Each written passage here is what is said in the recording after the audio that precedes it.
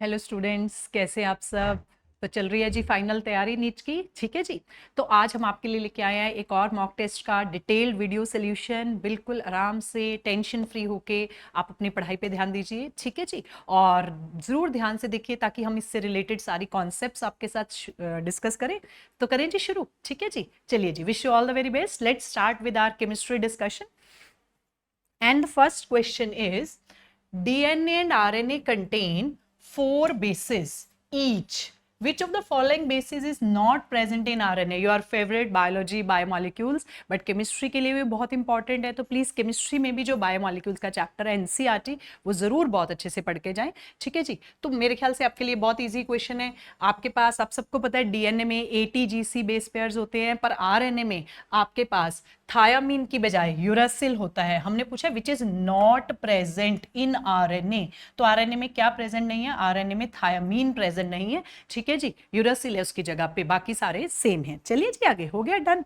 चलिए जी, ड्यूरिंग, बहुत ही सुंदर इलेक्ट्रोकेमिस्ट्री का क्वेश्चन, ध्यान से देखिएगा। During electro refining of copper by electrolysis of aqueous solution of copper sulphate using copper electrode, if 2.5 gram of copper is deposited at cathode then at anode। ध्यान से question को 2 बार read करें।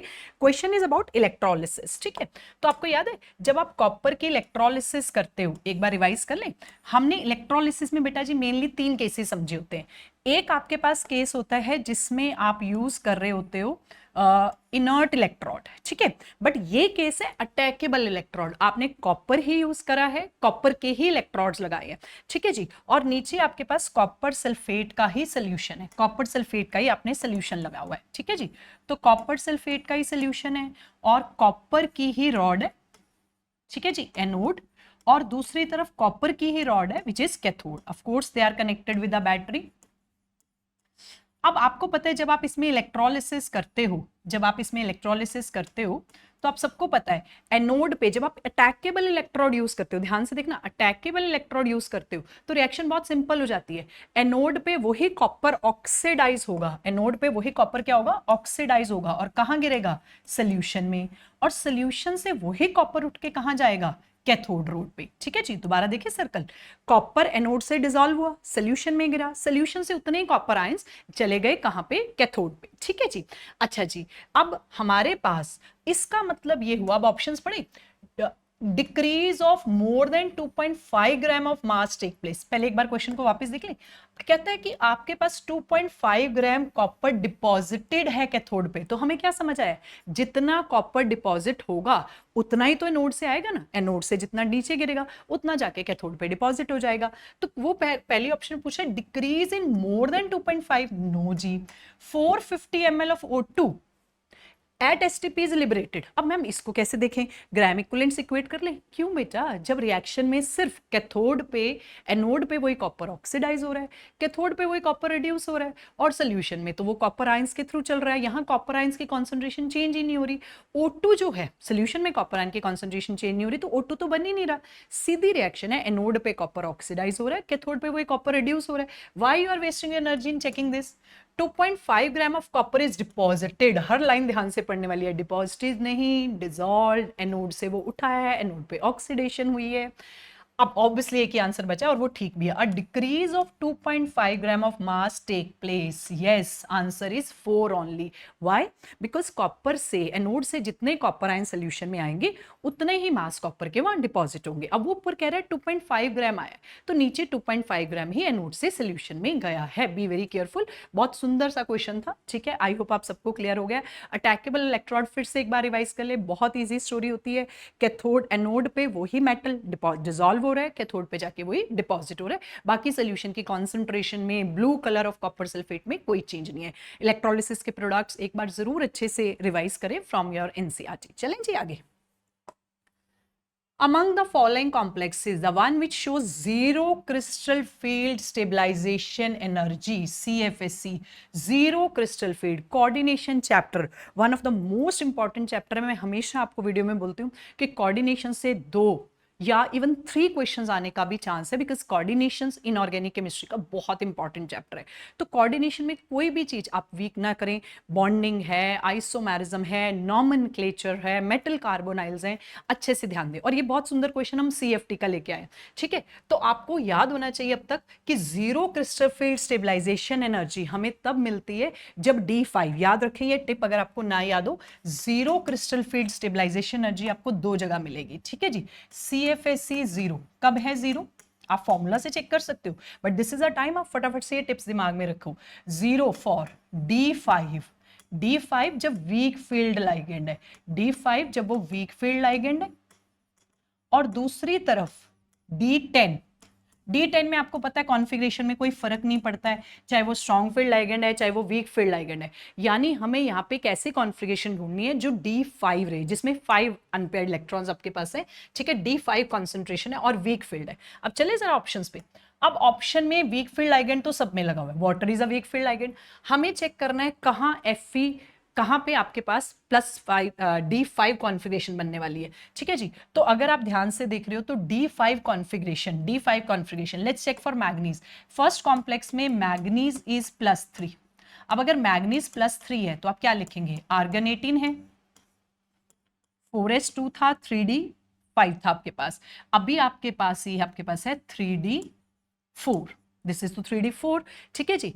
इसके बाद हम सेकेंड ऑप्शन देखते हैं। Second is Fe+3, Fe+3 is argon 18 और आपके पास 4s में कोई इलेक्ट्रॉन नहीं है और 3d क्या है 5, ठीक है। तो मैं क्या बोल रही थी, 2 जगह zero crystal field, zero CFSE है, D5 weak field ligand and D10 में तो लाइगेंड का कोई फर्क नहीं पड़ता, यानी बोथ वीक एंड स्ट्रॉन्ग।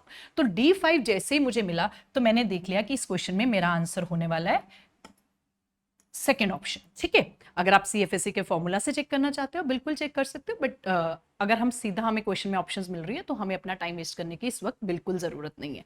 चले जी नेक्स्ट क्वेश्चन पे।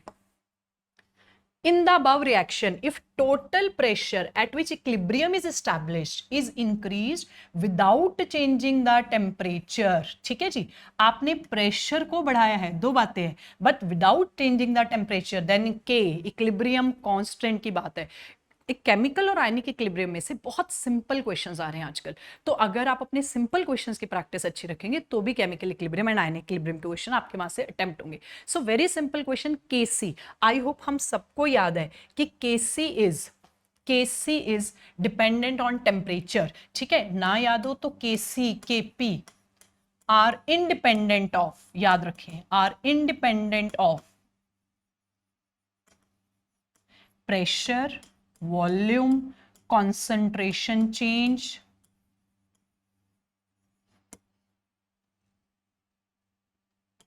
inert material addition।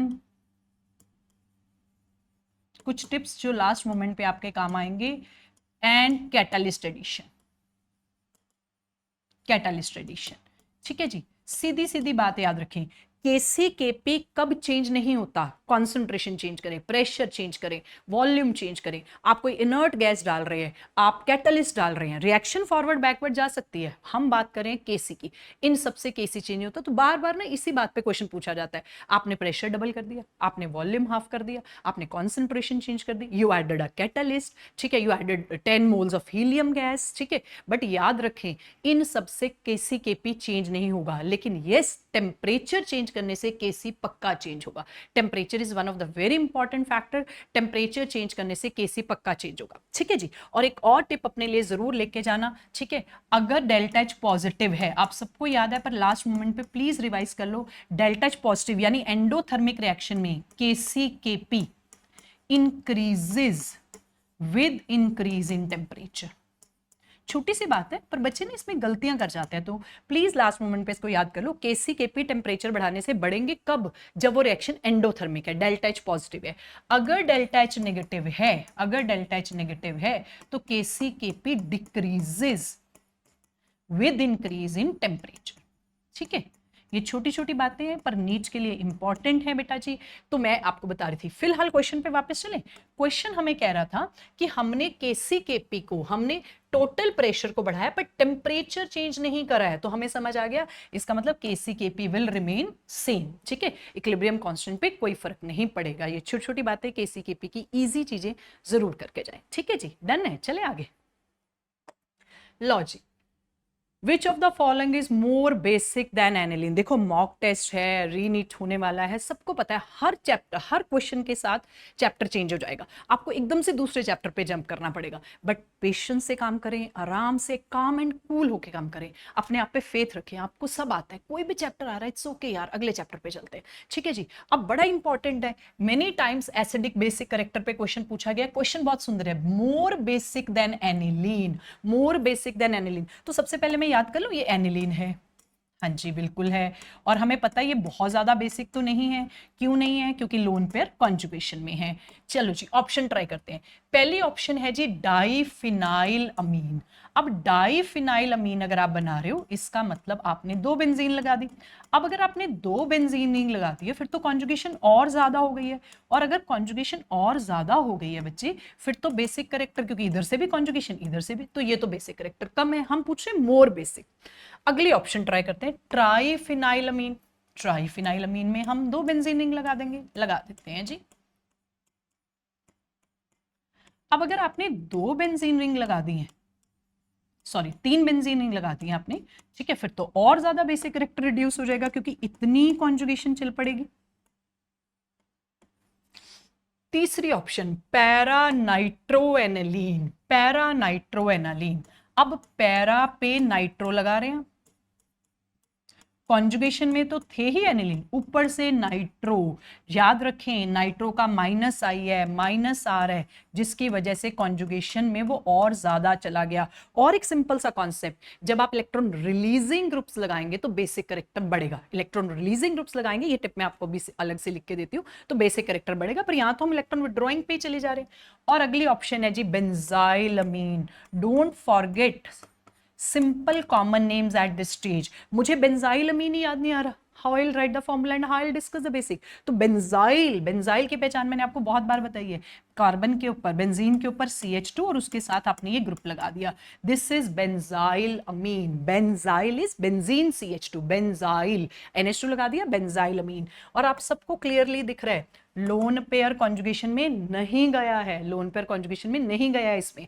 तो डेफिनेटली बाकी सारी ऑप्शन में लोन पेयर कॉन्जुगेशन में और इसमें नहीं है, तो लोन पेयर होने, कॉन्जुगेशन ना होने की वजह से ये मोर बेसिक है। तो क्लियरली हमारे क्वेश्चन का आंसर है बेंजाइल अमीन। ठीक है। और जो मैं बात कर रही थी, प्लीज इस वक्त ध्यान रखिएगा, आपको बेसिक करेक्टर के क्वेश्चन करने हैं, छोटे छोटे टिप्स आपके साथ शेयर करें। तो बेसिक करेक्टर उसका ज्यादा होगा जिसमें इलेक्ट्रॉन रिलीजिंग ग्रुप्स हैं, लेकिन एसिडिक करेक्टर किसका ज्यादा होगा? जिसमें इलेक्ट्रॉन विड्रॉइंग ग्रुप्स है।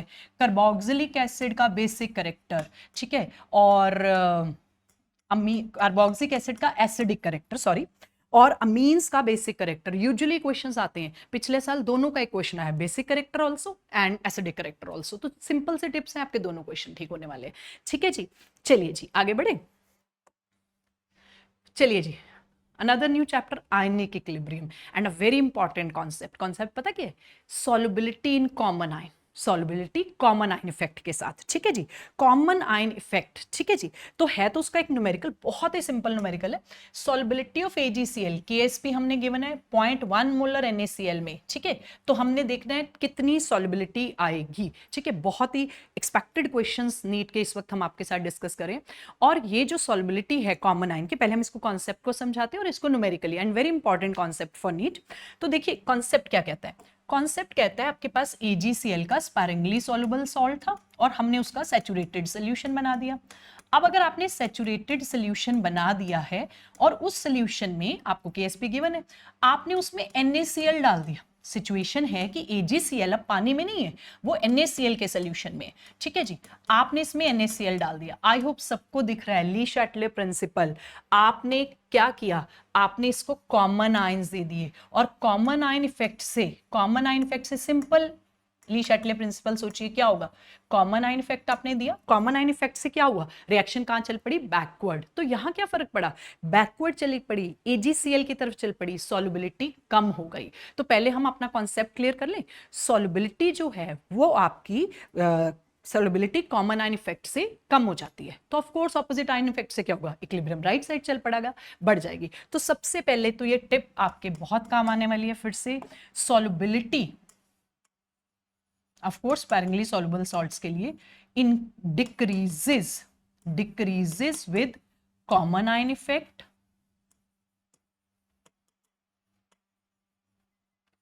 and increases with opposite ion effect.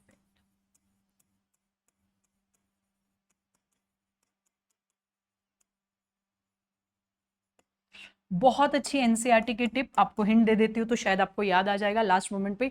NCERT लिखती है अगर आप वीक एसिड के सॉल्ट्स बनाते हो तो उनकी सॉल्युबिलिटी लोअर पीएच पे बढ़ जाती है, वीक एसिड की सॉल्युबिलिटी लोअर पीएच पे बढ़ जाती है, बहुत इंपॉर्टेंट कॉन्सेप्ट है।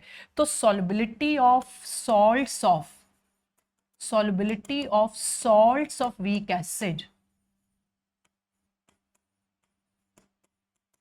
acid increases at lower pH। ठीक है, आप एनसीईआरटी में ध्यान से देख सकते हो सकता है आपको ये कॉन्सेप्ट याद हो, पर लास्ट मोमेंट पे जरूर रिवाइज कर लेना, बहुत अच्छी बात है। फिलहाल आगे बढ़ते हैं, इस क्वेश्चन पे आते हैं। अब यहाँ ना हमें उसने न्यूमेरिकल पूछा है, तो चलो कोई बात नहीं, न्यूमेरिकल सॉल्व कर लेते हैं। तो अगर हम देखें, मान लो AgCl की सॉल्युबिलिटी है S मोल पर लीटर, यानी ये S मोल डिजॉल्व हुआ तो ये भी S बना और ये भी S बना, पर हमने क्या कर रखा है, हमने 0.1 मोलर NaCl ले रखा है। अब NaCl तो स्ट्रॉन्ग इलेक्ट्रोलाइट है, फुली डिसोशिएट करेगा, this is also 0.1 molar and this is also 0.1 molar. इसका मतलब अब हमने क्या करना है, हमें सॉल्युबिलिटी पूछी है AgCl की इसमें। तो देखिए जी कॉन्सेप्ट क्या है, सबको पता है AgCl की सॉल्युबिलिटी का फॉर्मूला KSP ऑफ AgCl क्या लगेगा, Ag positive and Cl negative. ठीक है जी, Ag positive and Cl negative. अब सिंपल अगर ये पानी में होता तो आपको KSP पता था, सॉल्युबिलिटी आपने S निकाल ली, S स्क्वायर से आप निकाल देते। बट यहाँ पे एक छोटा सा ट्विस्ट आ गया क्वेश्चन में, उन्होंने कहा ये NaCl में पूछा है, कॉमन आयन इफेक्ट है। ठीक है जी, तो चलिए पहले सोचते हैं ऐसे क्वेश्चन को कैसे करें। अब आपके पास KSP की वैल्यू तो गिवन है AgCl की, सिल्वर आयन की कॉन्सेंट्रेशन तो मुझे दिख रही है S, सिल्वर आयन की कॉन्सेंट्रेशन है S। जो इसमें सबसे अच्छा की पॉइंट है उस पर ध्यान देना, chloride ion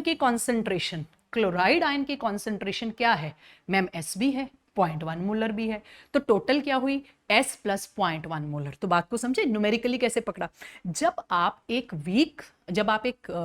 sparingly soluble salts में कोई कॉमन आयन डालते हो तो जो कंसंट्रेशन है वो आपकी कॉमन आयन की दोनों जगह से है, सिल्वर आयन से भी आ गई, AgCl से भी आ गई और आपकी NaCl से भी आ गई।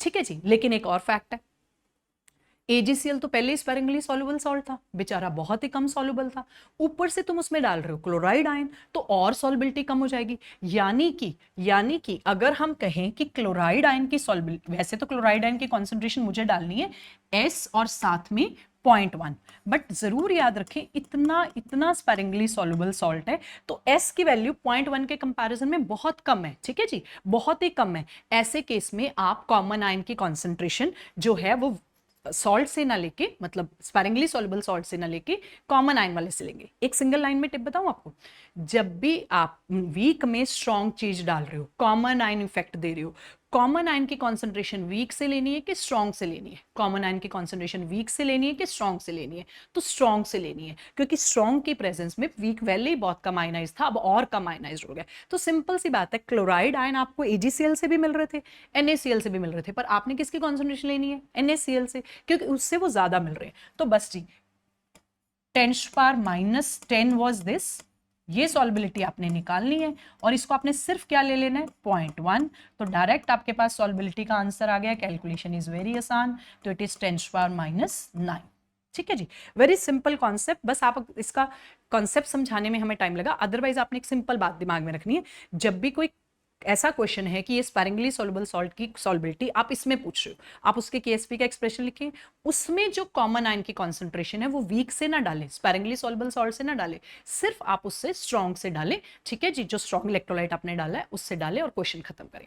तो इस क्वेश्चन का आंसर हमारा हो गया जी 10⁻⁹। ठीक है। सो वेरी इंपॉर्टेंट कॉन्सेप्ट, इसको जरूर अच्छे से समझ के जाएं, ठीक है, ताकि इसका क्वेश्चन अगर आपके पास आता है तो आप अटेम्प्ट कर पाए। चलें जी आगे चलिए। Consider the following sequence, following organic sequence, फिर से आपकी फेवरेट ऑर्गेनिक और बहुत ही फेवरेट नीट का क्वेश्चन, एसीटोन प्लस ए, और यहां पे 3 मिथाइल ग्रुप लगते हुए, और ये आ गया जी MgBr, ग्रिग्नार्ड रिएजेंट, आपका बहुत ही इंपॉर्टेंट रिएजेंट ऑर्गेनिक केमिस्ट्री का, ठीक है। और अक्सर इससे क्वेश्चन आता है, आगे हाइड्रोलिसिस हुई और बी बना। In the above reaction sequence the reactant A and product B respectively are, ठीक है। अब आपको सिर्फ उससे 2 बातें पूछिए, ए क्या है और बी क्या है। अब हमें यहां से ये तो हिंट मिल गया कि ग्रिग्नार्ड रिएजेंट डाला आपने ए, ठीक है जी। रिमाइंडर है, पिछली वीडियो में भी हमने बात करी थी, aldehydes with Grignard reagent give you, sorry, formaldehyde with Grignard reagent give primary alcohol, any other aldehyde give you secondary alcohol, and ketones in this reaction give tertiary alcohol. नहीं याद आ रहा, चलो यहां से याद करने की कोशिश करते हैं। ये पक्का ग्रिग्नार्ड रिएजेंट होने वाला है, और क्योंकि अभी 2 मिथाइल थे और यहाँ 3 हो गए, इससे हिंट मिल गया मुझे, तीसरा मिथाइल किसने दिया, ग्रिग्नार्ड रिएजेंट ने।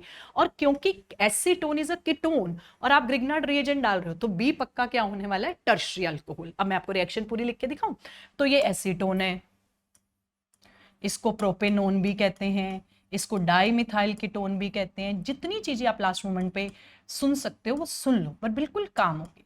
तो मैंने जी इसको CH3MgBr दिया है, जो कि मेरे पास ए है, ठीक है। सबको पता है ये न्यूक्लियोफिलिक एडिशन रिएक्शन का एग्जाम्पल है, ठीक है जी। तो हमने यहाँ पे ये एडिशन रिएक्शन कर दी, और हमारे पास ये इसका एडिशन प्रोडक्ट बन गया, CH3COMgBr, और एज ए न्यूक्लियोफाइल ये कार्बन मिथाइल ग्रुप यहाँ पे ऐड हुआ, ठीक है। फिर बाद में आपने क्या कर दी जी, इसकी हाइड्रोलिसिस। जब आपने इसकी हाइड्रोलिसिस करते हैं तो वेरी सिंपल, हाइड्रोलिसिस मतलब आप ये हटा के यहाँ पे क्या लगा देंगे, H, और इधर आ जाएगा OH, ठीक है। वो प्रोडक्ट तो उसने दिया ही हुआ है, और हमसे क्या पूछ रहा है, हमसे पूछ रहा है कि ये आपके पास टर्शियरी ब्यूटाइल अल्कोहल बन गए, ठीक है।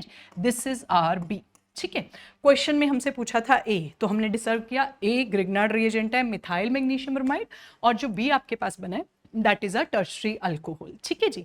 तो हमारे पास इस क्वेश्चन का आंसर क्या हो गया जी, हमारे पास इस क्वेश्चन का आंसर हो गया जी थर्ड ऑप्शन, क्योंकि हमने लिया मिथाइल मैग्नीशियम ब्रोमाइड और साथ में हमने बनाया टर्शियरी ब्यूटाइल अल्कोहल। डन है जी, चले आगे। चलिए जी, छोटा सा क्यूट सा क्वेश्चन थर्मोडायनेमिक्स से, पर ध्यान से पढ़िएगा। Dash of an monoatomic elemental solid, solid खुद मोनोएटॉमिक है, एक ही एटम है जी उसमें, is exactly equal to enthalpy of sublimation if solid becomes monatomic gas upon evaporation। हम कह रहे हैं इनमें से कौन सी एंथैल्पी एंथैल्पी ऑफ सब्लिमेशन के बराबर हो जाएगी अगर एक मोनोएटॉमिक सॉलिड मोनोएटॉमिक गैस में चेंज हो रहा है, वेपराइज हो रहा है। तो एक बार क्वेश्चन में समझे क्या कहना चाह रहे हैं। हम ये कहना चाह रहे हैं कि अगर मान लो मेरे पास एक एलिमेंट था और वो सॉलिड था, हमने क्या करा, हमने उसको गैस बना लिया, ये एंथैल्पी ऑफ सब्लिमेशन तो है हमारे पास। इसको और क्या कह सकते हैं, तो सोचो हमारे पास 1 मोल सॉलिड है, हमने उसको कंप्लीटली ले जाके गैसियस स्टेट में कन्वर्ट कर दिया। Of course it is enthalpy of sublimation, solid से डायरेक्ट गैस है, बट क्वेश्चन डिमांड करे what else we can say this is enthalpy of atomisation. Let's remember, enthalpy of atomisation is energy required to convert 1 mole of a compound into its gaseous atoms. आपको उसके atoms में लेके जाना होता है, सारे bonds तोड़ देने होते हैं और गैसियस एटम्स में चेंज हो जाता है, ठीक है। तो अब हमें समझ आ गया कि इन ऑप्शन में से enthalpy of combustion, lattice enthalpy, no enthalpy of atomisation, yes this is also enthalpy of atomisation, this is also enthalpy of atomisation, ठीक है जी। तो क्वेश्चन का आंसर तो हो गया, बट आपको एक छोटी सी टिप यहाँ पे और देती हूँ।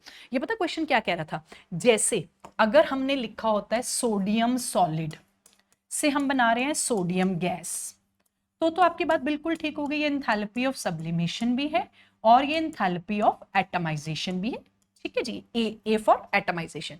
बट सोचो अगर मैंने I2 सॉलिड लिया और इससे मैं 2I गैसियस बना रही हूं, एक ऐसा कॉन्सेप्ट जिसमें बच्चे छोटी सी गलती कर जाते हैं। टेल मी फास्टर, अगर मैंने I2 सॉलिड से 2I गैसियस बनाया है, क्या ये एंथैल्पी ऑफ एटमाइजेशन है, यस और नो? क्या ये एंथैल्पी ऑफ सब्लिमेशन है, यस और नो? चेक करें। देखिए, as per our definition of enthalpy of atomisation, 1 mole compound को इतनी एनर्जी दिया, इतना हीट करा है, उसके एटम्स अलग हो गए हैं और वो गैसियस स्टेट में चेंज हो गए हैं। इसका मतलब यस, ये एंथैल्पी ऑफ एटमाइजेशन तो बाय डेफिनेशन जरूर है। This is enthalpy of atomisation. ठीक है, इज इट सब्लिमेशन? अब sublimation is a physical change. Sublimation होता है आपने सॉलिड से डायरेक्टली गैस बनाया, ठीक है, तो ये एंथैल्पी ऑफ सब्लिमेशन नहीं है। Try to understand the difference. अब आपको कि ये क्या बात हुई, क्यों नहीं है बेटा? Sublimation is a physical change, आप उसके आगे बॉन्ड्स कैसे तोड़ रहे हो? तो इसका मतलब अगर मैं लिखती I2 सॉलिड से I2 गैस बन रहा है, तो ये सब्लिमेशन होता। ठीक है, सब्लिमेशन की डेफिनेशन क्या कहती है? Direct conversion of 1 mole of a solid into its gaseous form. ठीक है जी, पर आगे आपने उसे एटमाइजेशन भी करी है, तो ये सब्लिमेशन नहीं है। तो ये छोटी सी बात है जो आपको एक डिफरेंस समझना था। ठीक है जी, क्वेश्चन हमारा डन हो गया, आगे बढ़ते। Statement 1, hydrogenation. स्टेटमेंट्स को ध्यान से पढ़ेंगे, काम होके पढ़ेंगे तो टाइम भी कम लगेगा और गलतियां होने के चांसेस भी कम हो जाएंगे। बस आपको कूल होके पढ़ना है। Hydrogenation in the presence of partially deactivated palladised charcoal. NCERT लाइनें, चारकोल लिया, पैलेडियम लिया, पैलेडाइज्ड चारकोल, और वो पार्शली डीएक्टिवेट कर दिया। याद आ रहा है? कुछ याद आ रहा है? क्या था ये? Lindlar catalyst. This was Lindlar catalyst, है ना? And reduces alkynes to alkene. हाँ भाई, ये तो हमें याद आ गया, ये लेंडलर कैटालिस्ट। और जिन्हें ना याद आया हो, याद कर लो, partially deactivated palladised charcoal is Lindlar catalyst. बहुत जरूरी है इस मोमेंट पे याद रखना। और ये पार्शियल रिडक्शन, कंट्रोल्ड हाइड्रोजनेशन के काम आता है। और लेंडलर कैटालिस्ट क्या बनाता है? अगर रिएक्शन में आगे चॉइस हो तो Lindlar catalyst give you cis alkene, it give you cis alkene. Another important concept मैं आपको रिवाइज करा रही हूँ। सोडियम और लिक्विड अमोनिया यूज करते हैं तो ट्रांस एल्कीन होता है, यहाँ पे क्या बनता है? Cis alkene. ठीक है जी, अच्छा, तो खैर एक स्टेटमेंट तो करेक्ट हो गई। Statement 2, dehydrohallucination, again very important, +1 hydrocarbon reaction, dehydrohallucination, hydrogen भी गया और हेलोजन भी गया, of vicinal dihalide with zinc metal form alkenes. ध्यान से नहीं पढ़ोगे तो ये स्टेटमेंट ठीक लगेगी और ये गलत है। डीहाइड्रोहेलोजिनेशन थोड़ी है वर्ड, आपने डाइहेलाइड लिए, जिंक डाला है और एल्कीन बना है, द वर्ड इज डीहेलोजिनेशन। वैसे ये रिएक्शन बड़ी इंपॉर्टेंट है, तो चलो एक बार मैं आपको रिवाइज करा दूं। हमने लिया ये डाइहेलाइड, विसिनल, विसिनिटी, ठीक है, साथ साथ लगे हुए हैं, डाइहेलाइड साथ साथ वाले कार्बन पे हैं। और डू रिमेंबर इसका कॉमन नेम क्या था? इसका कॉमन नेम इथाइलीन क्लोराइड। ठीक है जी, बस इस मोमेंट पे आराम से हम अपनी सारी चीजों को रिवाइज करते जाएं। ऑर्गेनिक थोड़ा जल्दी भूलती है तो थोड़ा जल्दी रिवाइज करें। और इस पे आपने डाला जिंक, ठीक है जी, अल्कोहलिक जिंक आप डालते हो और फिर आप इसमें हीट कर देते हो। और जब आप अल्कोहलिक जिंक डाल के हीट करते हो तो दोनों हेलोजन यहां से चले जाते हैं, but the reaction is dehalogenation. This is dehalogenation. हमारी स्टेटमेंट में सिर्फ एक गलती है, हमने वर्ड लिखा है डीहाइड्रोहेलोजिनेशन, बट इससे ये गलत हो गया। तो statement 1 is correct but statement 2 is incorrect. तो कौन सा आंसर मार्क करेंगे हम? 3rd। ठीक है जी, चले आगे। चलिए जी, एक बहुत सुंदर क्वेश्चन आ गया आपका, GOC, isomerism, optical also included. Select the incorrect statement about one two dibromocyclopropane. One two dibromocyclopropane, तो एक बार फॉर्मूला बना के देखें जी, 1,2-डाइब्रोमोसाइक्लोप्रोपेन।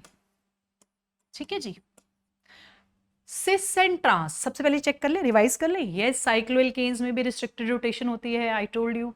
इसका मतलब यहाँ पे भी ज्योमेट्रिकल आइसोमेरिज्म आ सकती है। तो अब आपके पास 1,2-डाइब्रोमो है तो सिस भी बना सकते हैं, ट्रांस भी। तो सबसे पहले बनाएं, इसका सिस आइसोमर बनाते हैं। दिस इज सिस आइसोमर, और अब हम इसका ट्रांस आइसोमर बना लेते हैं।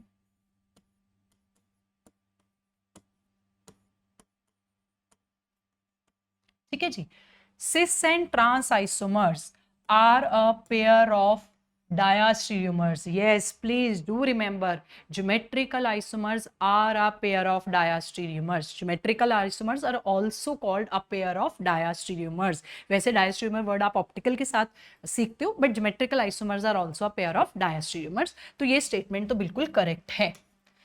Next, cis isomer and its mirror image are identical and not in enantiomers। Optical पे पहुंच गए। तो सबसे पहले देखें यहाँ कोई कायरल सेंटर है, बिल्कुल है जी। सिस में भी 2 कायरल सेंटर हैं जी, ट्रांस में भी 2 कायरल सेंटर हैं जी, ठीक है जी। अब लेकिन is presence of chiral center is the sufficient essential condition for optical activity? nahi, the essential condition is dissymmetry. It should not have any symmetry element like plane of symmetry, like center of symmetry, POS और COS। तो check करें, अरे भाई इसमें तो एक plane of symmetry cut रहा है, और अगर इसमें ये एक प्लेन ऑफ सिमेट्री कट रहा है तो बेशक 2-2 कायरल सेंटर हैं, बेशक हमारे पास 2-2 कायरल सेंटर हैं, फिर भी ऑप्टिकली एक्टिव नहीं होने वाला है, ठीक है, because it has a plane of symmetry. और याद कर ले, कंपाउंड में मोर देन 1 कायरल सेंटर है बट वो इक्वल हाफ में कट रहा है क्योंकि उसमें कोई सिमेट्री एलिमेंट है, पीयूएस है या सूएस है, तो उसको क्या कहते थे हम? Meso, that is meso. तो ये तो इसका मीजो आइसोमर है, तभी हम इस बात पे पहुंचेंगे ना। अब मीजो तो ऑप्टिकली इनएक्टिव है, तो फिर मीजो की मिरर इमेज आइडेंटिकली हुई ना, एनांशियोमर थोड़ी बोलेंगे। तो meso and cis isomer and its mirror image, बहुत अच्छी लाइन है ये, are identical and not enantiomers, correct। Meso form, meso की जो मिरर इमेज है वो मीजो ही है, वो आइडेंटिकल ही है, ठीक है जी। आगे, there are 2 optically active isomers and 1 meso isomers, ठीक है जी। मीजो तक तो हम पहुंच गए हैं जी। और ट्रांस वाले में इसमें क्योंकि यहाँ तो कोई प्लेन ऑफ सिमेट्री नहीं है, तो ट्रांस में हमारे पास डेक्स्ट्रो भी बनेगा, लीवो भी बनेगा, ठीक है जी। And there are 2 optically active and 1 meso isomer, yes, total 3 isomers हैं, मीजो और दूसरा ऑप्टिकली एक्टिव, टोटल 3 आइसोमर्स हमारे पास बने। अच्छा जी, तो थर्ड स्टेटमेंट भी करेक्ट हो गई। It has 3 position isomers. बेटा पोजीशन आइसोमर्स तो ये आप 1-1 बनाओगे, ये आप 1-2 बनाओगे, उसके अलावा तो आप कुछ बना ही नहीं सकते। तो yes, this is the wrong statement. हमने क्या पूछा था? इनकरेक्ट। तो हमारा आंसर क्या हो गया? 4th। हमारा आंसर क्या हो गया? 4th।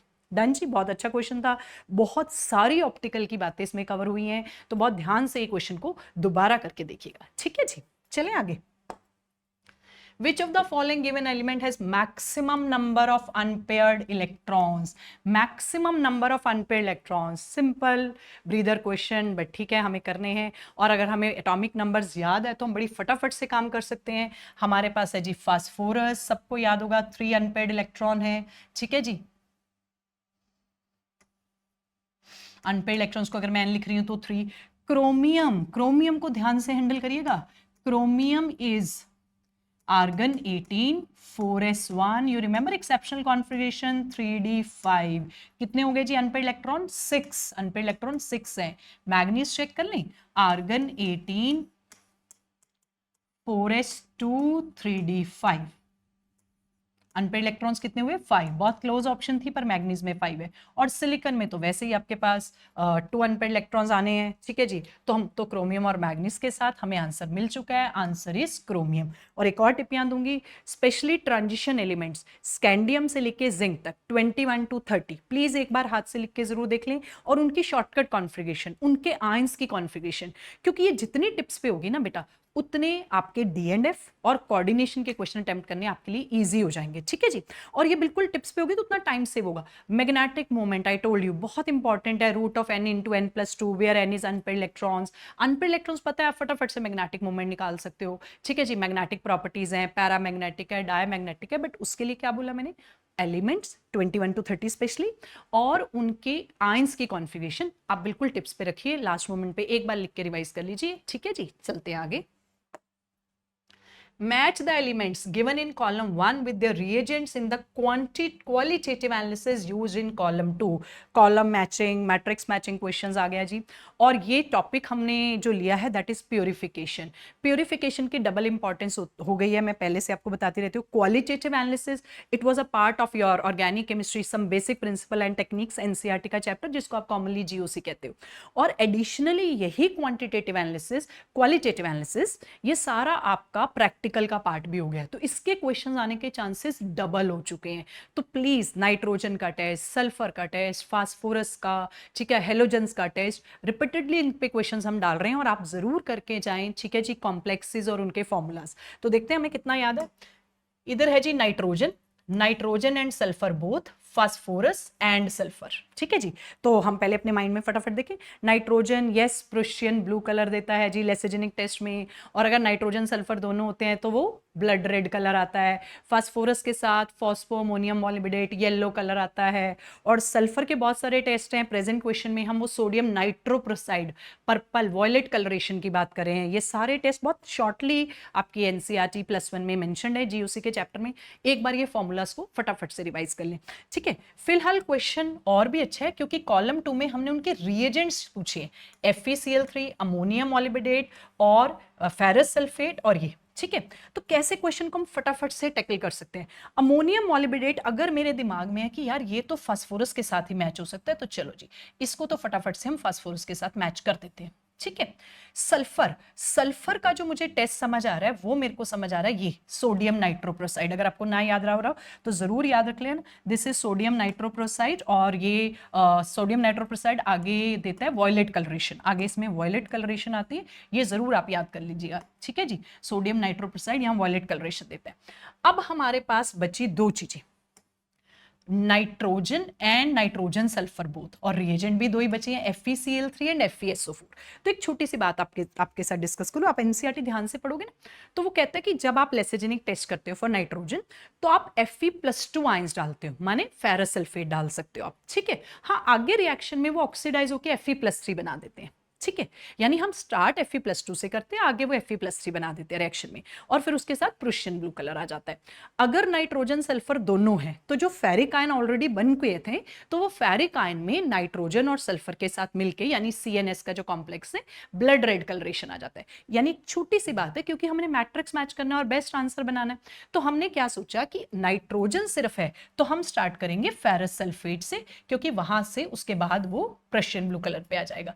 पर अगर हमारे पास नाइट्रोजन एंड सल्फर बोथ है जिसमें ब्लड रेड कलरेशन आनी है, तो हम उसको FeCl3 से मैच करेंगे।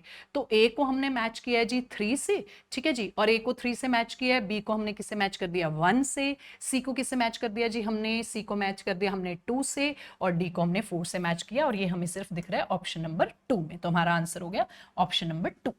ठीक है जी, तो रिएजेंट्स को तो हमने मैच करा दिया है। आप इनके फाइनली कॉम्प्लेक्सेस क्या बनते हैं, कलर मैं बोल रही हूं बार बार, प्लीज डू रिवाइज। ठीक है, चलें आगे।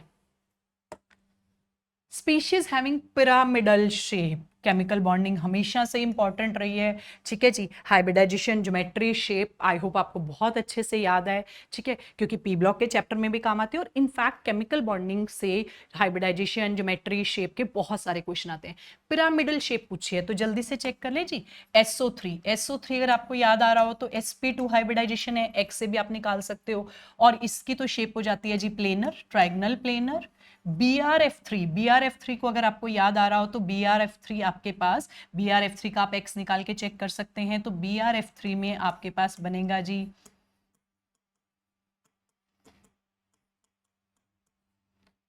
वैलेंस इलेक्ट्रॉन इज 7, साथ में आपने 3 लगाया तो इट इज 5, sp3d के साथ आपके पास ये हो गया जी 3 बॉन्ड पेयर्स हैं और 2 लोन पेयर्स हैं। तो आई होप आपको याद है कि ये टी शेप बनने वाला है।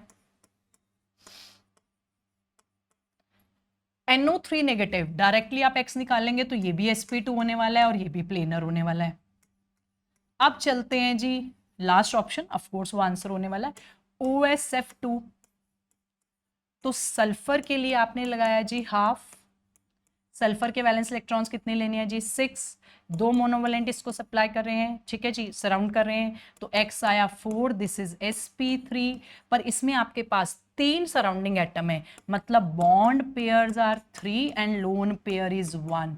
तो आपको याद है जब 3 बॉन्ड पेयर और 1 लोन पेयर होते हैं तो वो पिरामिडल शेप हो जाती है, जैसे अमोनिया की होती है।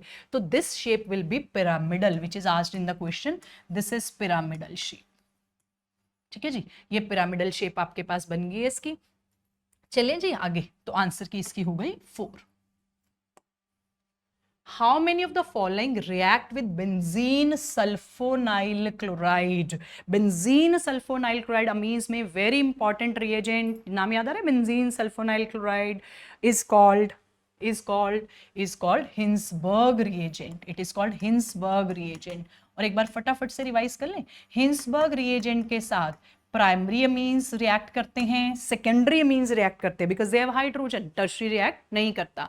और प्राइमरी अमीन्स का जो प्रोडक्ट बनते हैं दे हैव एसिडिक हाइड्रोजन, तो आगे अल्कली में डिसॉल्व करता है, ठीक है। और सेकेंडरी के प्रोडक्ट में एसिडिक हाइड्रोजन नहीं होता तो आगे अल्कली में डिसॉल्व नहीं करता, और टर्शरी तो रिएक्ट ही नहीं करते। फिर से एक बार रिवाइज कर ले because very important practicals, testing part, detection of functional group most important हो चुका है जी आजकल नीट के लिए, तो ध्यान से। हिंसबर्ग रिएजेंट प्राइमरी के साथ रिएक्ट करते हैं, primary amines and the product is soluble in alkali. Secondary amines के साथ रिएक्ट करते हैं but product is insoluble in alkali, and tertiary amine के साथ दे डोंट रिएक्ट। अब क्वेश्चन को फिर से दोबारा से पढ़ ले।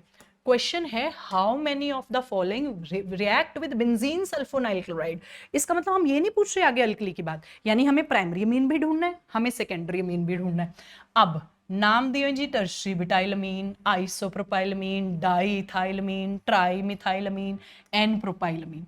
ये क्वेश्चन सिर्फ उस बच्चे के लिए मुश्किल है जिसको कॉमन नेम्स अभी तक भी याद नहीं है, और अगर नहीं याद है तो कोई नहीं, जस्ट अभी याद कर लेते हैं फटाफट से, पर करके जाने हमने। ये क्वेश्चन अगर हमारा गलत हो रहा है ना तो इस वजह से हो रहा है कि हमें कॉमन नेम्स याद नहीं है। तो सबसे पहले टर्शरी ब्यूटाइल अमीन। अब टर्शरी ब्यूटाइल अमीन, टर्शरी ब्यूटाइल अमीन का अगर मैं फॉर्मूला यहां लिख दूं तो टर्शरी ब्यूटाइल, आपने टर्शरी ब्यूटाइल ग्रुप बनाया और साथ में लगा दिया NH2, ठीक है जी।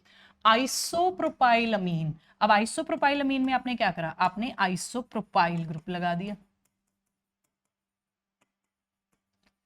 डाईइथाइल अमीन, डाईइथाइल अमीन में आप क्या करेंगे, डाईइथाइल अमीन में आपने 2 इथाइल लगा दी तो बीच में NH हो गया। ट्राईमिथाइल अमीन, ट्राईमिथाइल अमीन मतलब आपने 3 मिथाइल लगा दी और बीच में आपने एक N रख दिया। मीनवाइल आप याद करते जाएं, प्राइमरी, सेकेंडरी और टर्शियम मीन्स, प्राइमरी, सेकेंडरी और टर्शियम मीन्स आपस में फंक्शनल आइसोमर्स होते हैं अगर मॉलिक्यूलर फॉर्मूला सेम है तो, ठीक है जी। और प्राइमरी मीन्स में NH2 होता है, सेकेंडरी मीन में NH होता है और टर्शरी में N होता है। अब क्या बचा था जी हमारे पास fifth compound, fifth is N propyl amine. N propyl मतलब बच्चे बिल्कुल सीधी चेन, प्रोपाइल नॉर्मल चेन, और साथ में आपने NH2 लगा दिया। अभी हमने क्या रिवाइज करा था, अगर वो प्राइमरी अमीन है, अगर वो सेकेंडरी अमीन है तो वो हिंसबर्ग के साथ रिएक्ट जरूर कर रहे हैं। तो चेक करें कौन कौन रिएक्ट कर रहा है। First, yes it's a primary amine. Second, yes it's a primary amine. Third, yes, it's a secondary amine. Fourth, no, it is tertiary amine. Tertiary amine have no hydrogen. They will not react with Hinsberg. और fifth, yes, it will react. तो how many will react? How many will react? 4. तो हमारा answer हुआ third option. Done है जी, चले आगे। When concentration of the reactant A in the reaction increases a time, chemical kinetics। बहुत आसान क्वेश्चन रिसेंट ईयर्स में नीट इसका पूछ रहा है, तो हमें क्वेश्चन मिस नहीं कर रहे हैं। 2 क्वेश्चन आ रहे हैं, 3 भी आ रहे हैं, बट वेरी इजी क्वेश्चंस, ठीक है जी, तो बिल्कुल मिस ना करें फिजिकल केमिस्ट्री से। Then rate increases to 2 times only, order of reaction is, ठीक है। अगर आपसे क्वेश्चन वर्बली हो रहा है तो बड़ी अच्छी बात है, और अगर नहीं हो रहा तो कोई बात नहीं।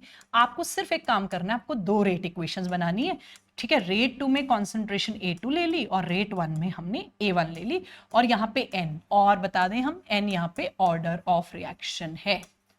चलिए जी, अब वो जो डाटा दे रहे हैं हम पुट करते हैं, ठीक है जी। तो फॉर्मूला में वैल्यूज पुट करें तो हमारे पास उसने कहा है कॉन्सेंट्रेशन आपने 8 टाइम इंक्रीज करी है और रेट सिर्फ 2 टाइम बढ़ा है, मतलब अगर ये R है तो ये 2R है, और 8 टाइम्स आपने कॉन्सेंट्रेशन इंक्रीज करी है, मतलब अगर ये A है तो ये 8A है, ठीक है जी।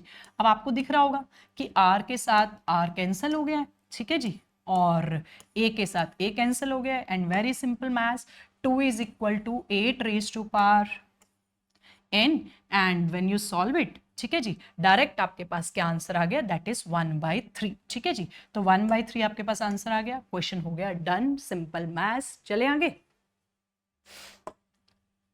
A white precipitate was formed when barium chloride was added to water extract of inorganic salt। सबसे पहला हिंट मिला white precipitate, salt analysis last moment पे जरूर याद करके जाए, स्पेशली केटाइंस के कौन कौन से केटाइंस कौन से ग्रुप ऑफ सॉल्ट एनालिसिस में है, एनाइंस के सिंपल टेस्ट, हेलोजेंस के टेस्ट जो आपके प्योरिफिकेशन में ऑलरेडी कवर हो जाते हैं, फिर सल्फेट का टेस्ट, सल्फाइड का test, CO2 turns lime water milky, that's a simple test for carbonate. तो जो आपके पास सिंपल टेस्ट थे वो जरूर एक बार रिवाइज करें, और ये बड़ा इंपॉर्टेंट टेस्ट है। व्हाइट प्रेसिपिटेट बन रहे हैं बेरियम क्लोराइड के साथ साथ साथ बताते चलो।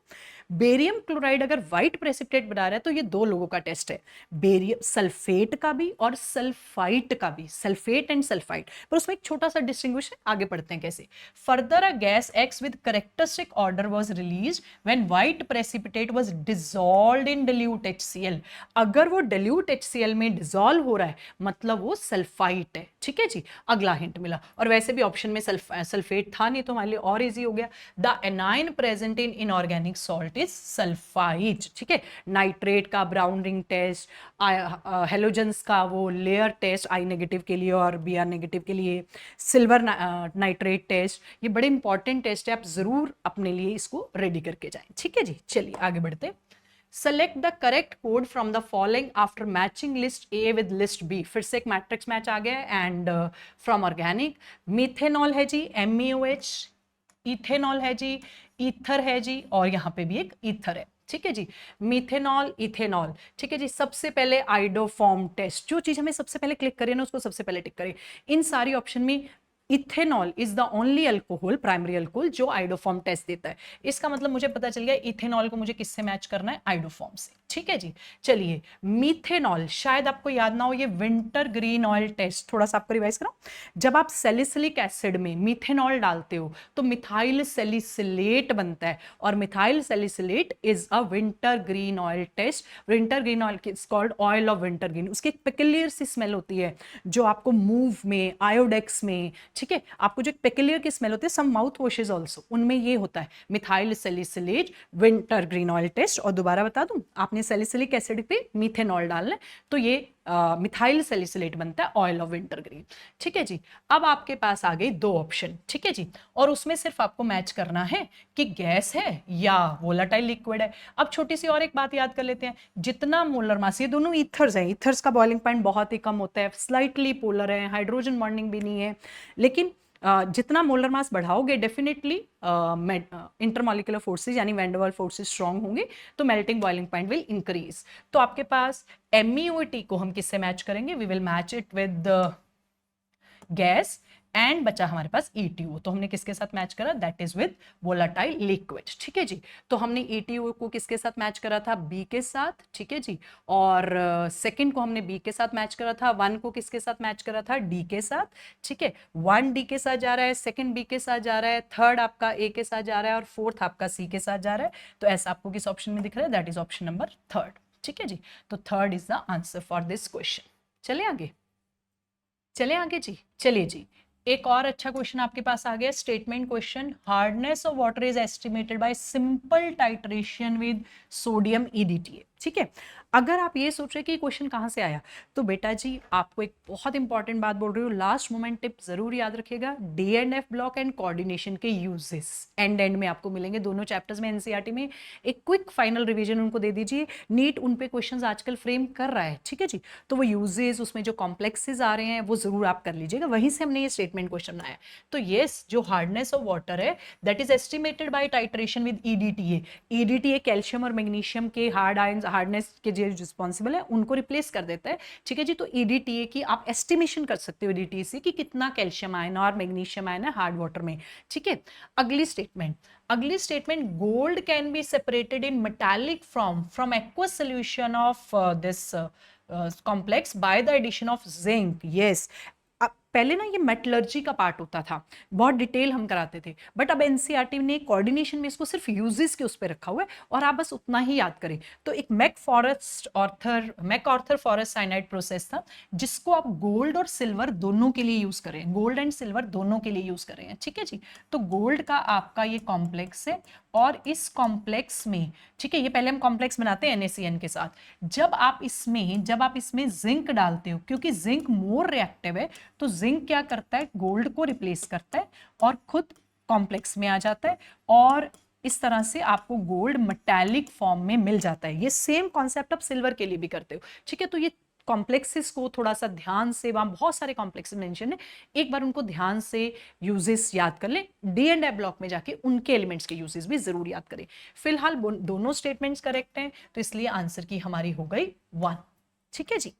चले आगे, mark the correct increasing order of reactivity of following compound with HBr और HCl, और ऑप्शंस में दिख रहे हैं हमारे पास alcohols, benzyl alcohols. Benzyl alcohol जब आप HBr HCl के साथ रिएक्ट कराते हैं तो कार्बोकेटाइन मैकेनिज्म है, कार्बोकेटाइन मैकेनिज्म। तो जो टिप आपने यहाँ पे पकड़नी है कि हमें कौन सा मैकेनिज्म बनाना है, कार्बोकेटाइन मैकेनिज्म। और जिसका कार्बोकेटाइन स्टेबल बनेगा डेफिनेटली वो ज्यादा रिएक्टिव हो जाएगा। कार्बोकेटाइन बनाना वेरी सिंपल, यहाँ पॉजिटिव चार्ज रखें, यहाँ पॉजिटिव चार्ज रखें, no need to go for detail mechanism. बस अब ये आपके पास 3 कार्बोकेटाइन है, और शायद हम सबको पता है नाइट्रो का स्ट्रॉन्ग -I है, -R है, जिससे रिएक्टिविटी कम हो जाएगी। लेकिन अगर हम क्लोरीन की बात कर रहे हैं, ठीक है जी, क्लोरीन का -I है और साथ में +R है, और वैसे इंडक्टिव डोमिनेट करता है पर वो उतना ज्यादा डिस्टेबलाइज नहीं करेगा जितना नाइट्रो डिस्टेबलाइज कर रहा है, ठीक है जी। तो इसका मतलब हम कार्बोकेटाइन की स्टेबिलिटी के बेस पे देख रहे हैं, तो हमारे लिए सबसे ज्यादा रिएक्टिव हुआ A, then C, then B, ठीक है जी। ACB is the correct answer and that is our option number 3, ठीक है जी। चलिए आगे। When KMnO4 solution is added to oxalic acid solution, decolorization, remember KMnO4 का पिंक कलर है, oxalic acid के साथ redox reaction हुई जिसमें CO2 बना, decolorization is slow in the beginning but becomes instantaneous after some time because, अब ये कैसा क्वेश्चन है जो NCERT का क्वेश्चन है, एग्जाम्पलर का, ठीक है जी, जिसका आपके पास रेफरेंस एज सच एनसीईआरटी में बहुत ज्यादा नहीं है, बट हमें क्वेश्चन को एनालाइज करना है। क्वेश्चन ही अपने आप आंसर एक्सप्लेन कर रहा है। रिएक्शन शुरू में स्लो थी, ठीक है जी, बाद में अपने आप एकदम फास्ट हो गई, ऐसा कैसे हुआ? ऐसा ऐसे ही हो सकता है कि one of the product started catalysing the reaction, ठीक है। तो इसका मतलब अब हमें अगर इस क्वेश्चन की ऑप्शंस को ध्यान से देखें, CO2 is formed as a product, reaction is exothermic, MnO4 catalyses the reaction, या Mn+2 act as auto catalyst. अब MnO4 कैटलाइजेज द रिएक्शन वो तो पहले से ही पढ़ा था, ठीक है। क्या नया प्रोडक्ट बना? तो Mn+2 इज द आंसर, क्योंकि वो यहां पे रिएक्शन में पार्टिसिपेट करा और उसने ऑटो कैटलिस्ट, ऑटो कैटलिस्ट एक स्पेशल क्लास ऑफ कैटलिस्ट में हम ले लेते हैं when the product itself start catalysing the reaction. और ये तभी होता है, ये इसको कैसे पहचानेंगे? रिएक्शन शुरू में स्लो थी, बाद में अपने आप फास्ट होगी, मतलब one of the product started catalysing the reaction and that product in this case is manganese plus two and the concept is autocatalysis. Done जी, चले आगे। Reaction of Br2 water with propene produces 1 bromopropane 2-ol। चलिए जी, एक और NCERT reaction, हमने propene लिया है और उस पे Br2 वाटर डाला है, ठीक है। सबसे पहले तो हम एनसीईआरटी की बात याद रखेंगे, ब्रोमीन का रेडिश ब्राउन कलर होता है और वो यहाँ पे डीकलराइज हो जाता है, टेस्ट फॉर अनसेचुरेशन। अब थोड़ा सा एनसीईआरटी मेंशन करती है कि साइक्लिक हेलोनियम आयन मैकेनिज्म है, हालांकि डिटेल्स नहीं लेके आती है। तो जो ये ब्रोमोनियम आयन मैकेनिज्म हमारे पास है, उसके बाद हमने क्या करा, हमने इसमें वाटर डाला, हमारे पास वाटर भी है। तो आप सबको पता है कि हमारे पास वाटर भी है और ब्रोमीन भी है, पर रिएक्शन मेनली वाटर से होती है, यानी इस रिंग को खोलने का जो मेजर प्रोडक्ट है वो वाटर बनता है। और जब वाटर इस पे अटैक करेगा, ठीक है जी, तो रिंग ऐसे खुलेगी कि आपको मोर स्टेबल इंटरमीडिएट की तरफ जाना है। तो जो मेजर प्रोडक्ट इस रिएक्शन का है दैट इज, बीच में OH लग रहा है, साइड में आपके पास Br है, ठीक है जी, और 1 ब्रोमोप्रोपेन 2-ol। तो रिएक्शन तो हो गया और ये इसका मेजर प्रोडक्ट है। हम डाइब्रोमो भी बना सकते हैं इसमें, बट मेजर प्रोडक्ट हमेशा ये होता है, HOX एडिशन भी कॉमन लैंग्वेज में इसको बोलते हैं, ठीक है। तो ये सर्जन तो हो गया जी करेक्ट। रीजन कह रहा है जी, reaction involves formation of secondary free radical, no it's a cyclic halonium ion, जिसका नाम एनसीईआरटी जरूर मेंशन करता है, साइक्लिक हेलोनियम आयन है, फ्री रेडिकल्स की कोई बात नहीं हो रही है, यानी assertion is true but reason is false. So the answer is third option. चलिए जी आगे। Ratio of total number of lone pairs, be careful, जल्दबाजी आप ऐसे क्वेश्चन गलत करते हो। Total number of lone pairs in molecule PCl3 and XeF6, ठीक है। PCl3 का अगर आप शेप ज्योमेट्री सोचेंगे तो ये पिरामिडल होने वाला है, ठीक है जी, क्योंकि हाइब्रिडाइजेशन sp3 है, 3 लोन पेयर हैं और 3 बॉन्ड पेयर हैं और एक लोन पेयर है, ये पिरामिडल होने वाला है, ठीक है। इसी तरह से अगर आप XeF6 की शेप बनाते हैं तो XeF6 आपके पास distorted pentagonal bipyramidal, distorted octahedron, capped octahedron, NCERT से पूछ इस पर नाम मेंशन करती है, और रिसेंटली नीट में इसकी शेप का क्वेश्चन आया है, डिस्टॉर्टेड ऑक्टाहेड्रल शेप का नाम याद रखें। इसमें आपके पास ये हमने फ्लोरीन लगाए हैं, ठीक है जी, और हमारे पास एक पोजीशन यहाँ पे लोन पेयर ने ले ली है, डिस्टॉर्टेड शेप इसको बोलते हैं। अगर हम इनिशियली दोनों की शेप्स भी हमने बना ली तो हमें लग रहा है कि रेशियो तो 1:1 है, बट थैंक गॉड वो ऑप्शन नहीं है। और दूसरी बात, हमने बड़ी क्लियरली मेंशन करा है total number of lone pairs, total ना भी लिखती तो भी मुझे सोचना पड़ता क्योंकि 1:1 की कोई ऑप्शन नहीं है। अब total is not that difficult, बस आपके माइंड में होना चाहिए कि हाँ भाई टोटल पूछा है। तो आप सबको पता है क्लोरीन के 7 वैलेंस इलेक्ट्रॉन्स होते हैं, एक बॉन्डिंग में यूज हुआ, 3 फ्री है, ठीक है जी। 7 वैलेंस इलेक्ट्रॉन्स होते हैं, एक बॉन्डिंग में यूज हुआ, 3 फ्री है। सिमिलरली हर फ्लोरीन के पास भी 3-3 है, तो जल्दी से जरा काउंट कर लें फिर, PCl3 में कितने बने, 9 1 1 10, और इधर कितने बने 18 और 1 19। तो रेशियो ऑफ लोन पेयर्स, यहाँ पे लोन पेयर्स आ गए हैं जी 10 और यहाँ पे कितने आ गए 19, तो रेशियो इज 10:19, ऑप्शन इज 2, ठीक है जी। बस टोटल जरूर देख लेना था। चले आगे। Match the species given in column 1 with the hybridization given in column 2. Another hybridization question, but this time p block elements, p block compounds, ठीक है। बोरोन इन BuH4, एवरीवन नोज 4 बॉन्ड बना रहा है तो पक्का sp3 मैच करेंगे, logic कर देते हैं। एल्यूमिनियम इन Al2 वाटर 6, पक्का आपके पास 6 बॉन्ड्स बन रहे हैं, sp3d2 मैच कर देते हैं।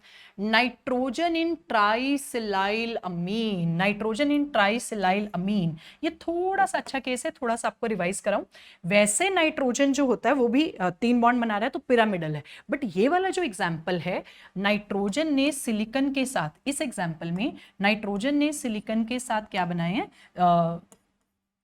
पी पाई डी पाई कॉन्जुगेशन करिए, और अगर पी पाई डी पाई कॉन्जुगेशन यहाँ पे हुई है तो उसकी वजह से याद रखेगा यहाँ नाइट्रोजन जो है वो sp2 हो जाता है, यहाँ पे नाइट्रोजन sp2 हो जाता है क्योंकि ट्राइगनल प्लेनर यहाँ पे बनती है। और उसका रीजन क्या है, शॉर्ट में मैं आपको याद करा दूं, क्योंकि नाइट्रोजन का जो फील्ड ऑर्बिटल है, नाइट्रोजन का ये जो फील्ड ऑर्बिटल है वो सिलिकन के वेकेंट ऑर्बिटल के साथ, सिलिकन के वेकेंट ऑर्बिटल के साथ कॉन्जुगेशन में, वेकेंट डी ऑर्बिटल के साथ कॉन्जुगेशन में इन्वॉल्व हो गया, ठीक है जी।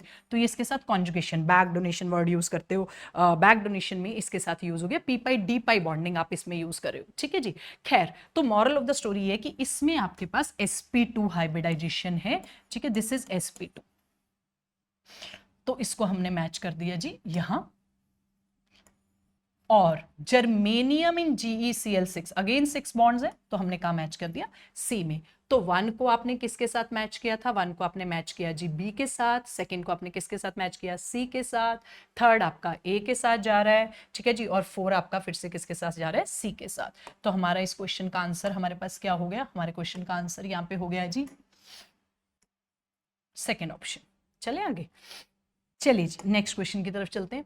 Which of the following statement is are correct when an external EMF greater than 1.1 volt is applied to Daniell cell? Another very important NCERT concept.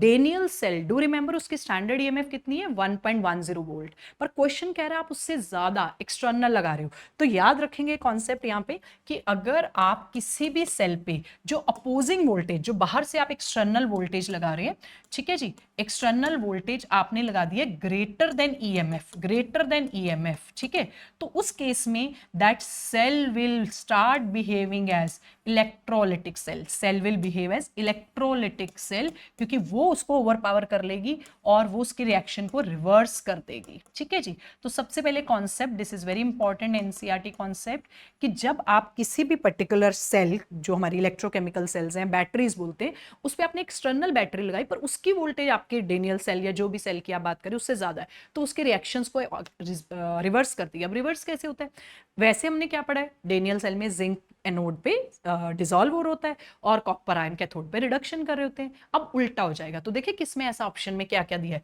तो हमारे पास सबसे पहले the cell continues to behave as electrochemical cell, बिल्कुल नहीं जी, गलत हो गया, ठीक है जी।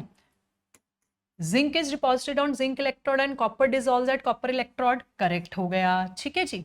Electrons flow from copper to zinc and current flows from zinc to copper. Yes, उल्टा हो गया ना अब आपके पास, तो दिस इज ऑल्सो करेक्ट। इसका मतलब इस क्वेश्चन का हमारे पास आंसर हुआ बी एंड डी। ठीक है जी, तो इस क्वेश्चन का हमारे पास आंसर हुआ जी best option B and D. ठीक है जी, चलिए आगे।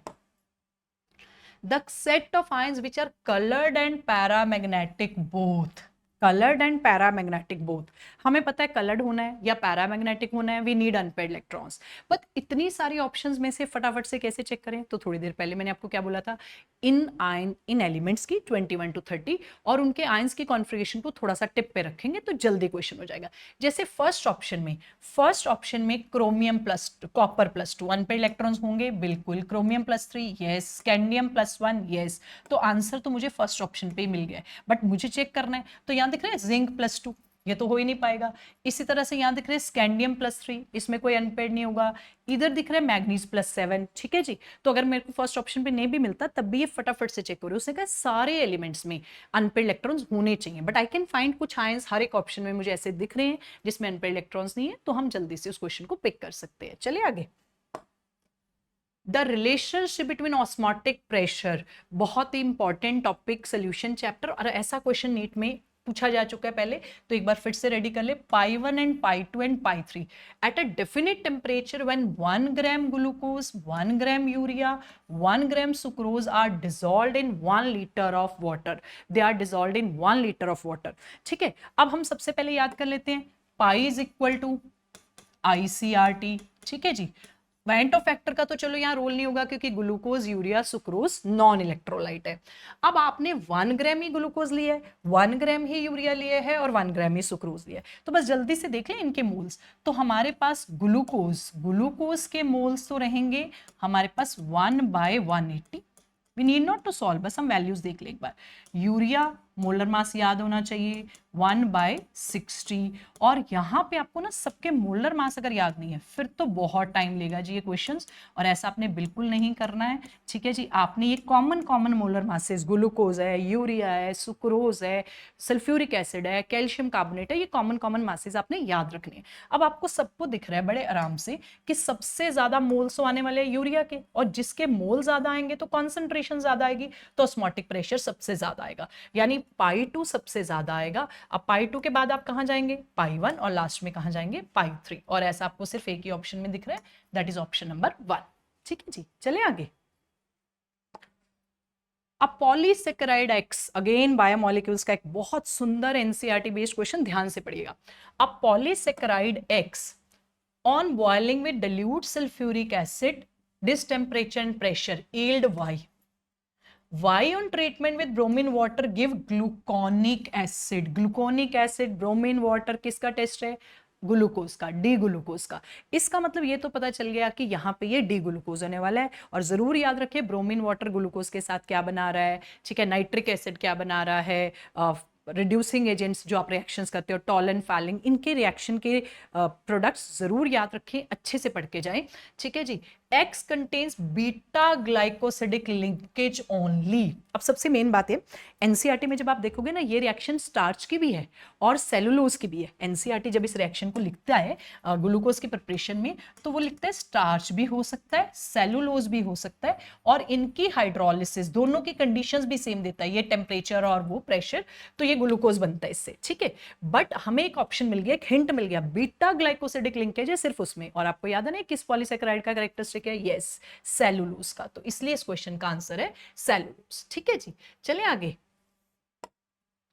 Which of the following cannot convert, another a very important question, titration में कवर होता है, D&F ब्लॉक में कवर हो रहा है, cannot convert dichromate two chromium, तो हमें याद आ रहा है, यानी हमने इसकी करानी है रिडक्शन, यानी इसको एक्ट करना है ऑक्सीडाइजिंग एजेंट, तो what we need, reducing agent. तो हम एक ऑप्शन में देखना है कहां रिड्यूसिंग एजेंट नहीं है, यानी कहां वो सब्सटेंस है जिसको आप आगे ऑक्सीडाइज नहीं कर सकते, तो डेफिनेटली वो आंसर हो जाएगा। तो चेक करें, स्टेनस, स्टाइनस को हम स्टाइनिक में चेंज कर सकते हैं, बिल्कुल। SO2 को ऑक्सीडाइज करके SO3 बना सकते हैं, बिल्कुल। CO2 को ऑक्सीडाइज कर सकते हैं, हाँ, नहीं कर सकते। CO2 में कार्बन ऑलरेडी +4 में है, और अगर कार्बन ऑलरेडी +4 में है तो उसको कोई भी ऑक्सीडाइज नहीं कर सकता। कहां लेके जाएंगे कार्बन को आगे? इसका मतलब can not, our answer is 3। ठीक है जी। PBS में यस ऑफ कोर्स आप सल्फाइड आयन को ऑक्सीडाइज कर सकते हो, तो कहां नहीं कर सकते? जहां सेंट्रल एटम ऑलरेडी अपनी हाईएस्ट ऑक्सीडेशन स्टेट में पड़ा है। ठीक है जी, चलिए आगे।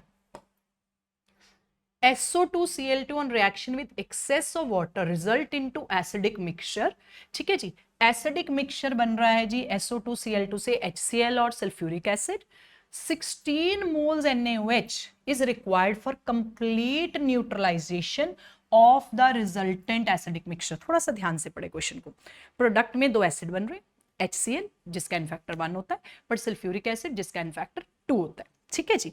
अच्छा, आपके पास कितना प्रोडक्ट बना है वो हमें नहीं बताया है, उसने पूछा है, उसने ये एक हिंट दिया है, उसके लिए 16 मोल NaOH रिक्वायर्ड है। ठीक है, और हमें पूछा गया SO2Cl2 कितने यूज हुए, तो रिएक्शन बैलेंस करके उन्होंने दिए। सिंपल स्टोइचियोमेट्री, आप ग्राम इक्विवेलेंट्स कॉम्प्लेक्स कॉन्सेप्ट से चल सकते हैं। तो अगर मैं कहूं ग्राम इक्विवेलेंट्स ऑफ NaOH जो यहाँ पे यूज हो रहे हैं, they will be equal to gram equivalents of acid. But we have to learn कि एसिड तो दो है ना, HCl भी है और सल्फ्यूरिक एसिड भी। ठीक है जी। अब अगर आप कॉन्सेप्ट को ऐसे समझें कि रिएक्शन में अगर हम 1 मोल से बात करें, 1 मोल सल्फ्यूरिक एसिड से HCl बन रहे हैं 2 मोल, 2 मोल मतलब 2 ग्राम इक्विवेलेंट्स। ठीक है जी। आपके पास SO2Cl2 जो है, SO2Cl2 जो है उसका अगर 1 मोल हम ले रहे हैं तो 1 मोल SO2Cl2 से आपके पास बन रहे हैं 2 ग्राम इक्विवेलेंट HCl के, क्योंकि 2 मोल्स हैं।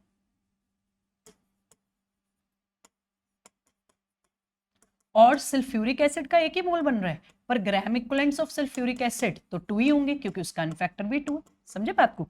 HCl के मोल्स जो बन रहे थे, ग्राम इक्विवेलेंट में चेंज किया, 2 ही आ गया, n फैक्टर 1 है। सल्फ्यूरिक एसिड का मोल 1 है, पर ग्राम इक्विवेलेंट से देखा तो उसके आपके पास जो ग्राम इक्विवेलेंट्स हैं वो तो 2 ही आ गए। ठीक है जी, यानी टोटल ग्राम इक्विवेलेंट्स कितने हो गए? 4।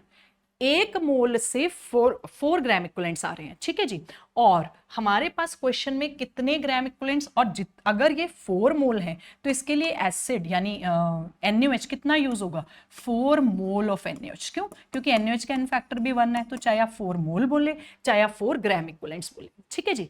1 मोल के लिए हमारे पास हो गए 4 मोल्स। क्वेश्चन में हमारे पास कितने बन रहे हैं? हमारे पास 16 मोल्स NaOH है। अब 16 मोल NaOH का मतलब क्या हुआ कि हमारे पास 4 मोल चाहिए 1 मोल के लिए, तो 16 मोल्स कितने के लिए चाहिए होंगे? 4 मोल्स के लिए। ठीक है, तो हमने सीधा ग्राम इक्विवेलेंट्स इक्वेट करे कि हमारे पास 16 मोल अगर NaOH है मतलब 16 ग्राम इक्विवेलेंट्स बन रहे हैं। तो हमने ये देखा कि इतने ग्राम इक्विवेलेंट्स के लिए हमें कितना SO2 चाहिए था? SO2Cl2। तो that is the answer for our question. आगे बढ़े। The metal carbon bond, again coordination chapter, I told you it's very important. Questions आते हैं। It possess both sigma and pi character. Yes, it possess both sigma and pi character. Ligand to metal bond is a pi bond and metal to ligand bond is a sigma bond. ठीक है जी। ध्यान से options पढ़े, उससे पहले एक बार मैं आपको शॉर्ट में समझा दूं। मेटल कार्बन डाइऑक्साइड का, कार्बन मोनोऑक्साइड का सॉरी, बॉन्ड बनता है तो हम कहते हैं इसमें सिग्मा कैरेक्टर है। बट फिर हम कहते हैं मेटल से वापस इसकी तरफ बॉन्ड बनता है और इधर एक पाई बॉन्ड आता है। मतलब सबसे पहले कार्बोनाइल ने मेटल को इलेक्ट्रॉन्स दिए, सिग्मा बॉन्ड, जो सिग्मा कोऑर्डिनेट बॉन्ड आप बनाते हो, पर वापस मेटल ने कार्बन मोनोऑक्साइड को, लिगेंड को इलेक्ट्रॉन दे दिए। ठीक है, यहाँ पाई बॉन्ड बन गया। एग्जैक्ट पिक्चर ऑफ कोर्स आप 5 बॉन्ड्स नहीं बना सकते, तो something you make like this. खैर, हमारा क्वेश्चन क्या कहता था? क्वेश्चन कहता है स्टेटमेंट 1 तो करेक्ट होगी, पर स्टेटमेंट 2 ध्यान से पढ़ो, रीजन पढ़ो। Metal bond is a pi bond, no it is a sigma bond, and metal to ligand bond is a sigma bond, नहीं इट्स अ पाई बॉन्ड। यानी असर्जन ट्रू है पर रीजन गलत है, इसलिए इस क्वेश्चन का आंसर हमने दे दिया थर्ड ऑप्शन। ठीक है जी। मेटल कार्बोनाइल्स की bonding very important in NCERT. चलें जी आगे।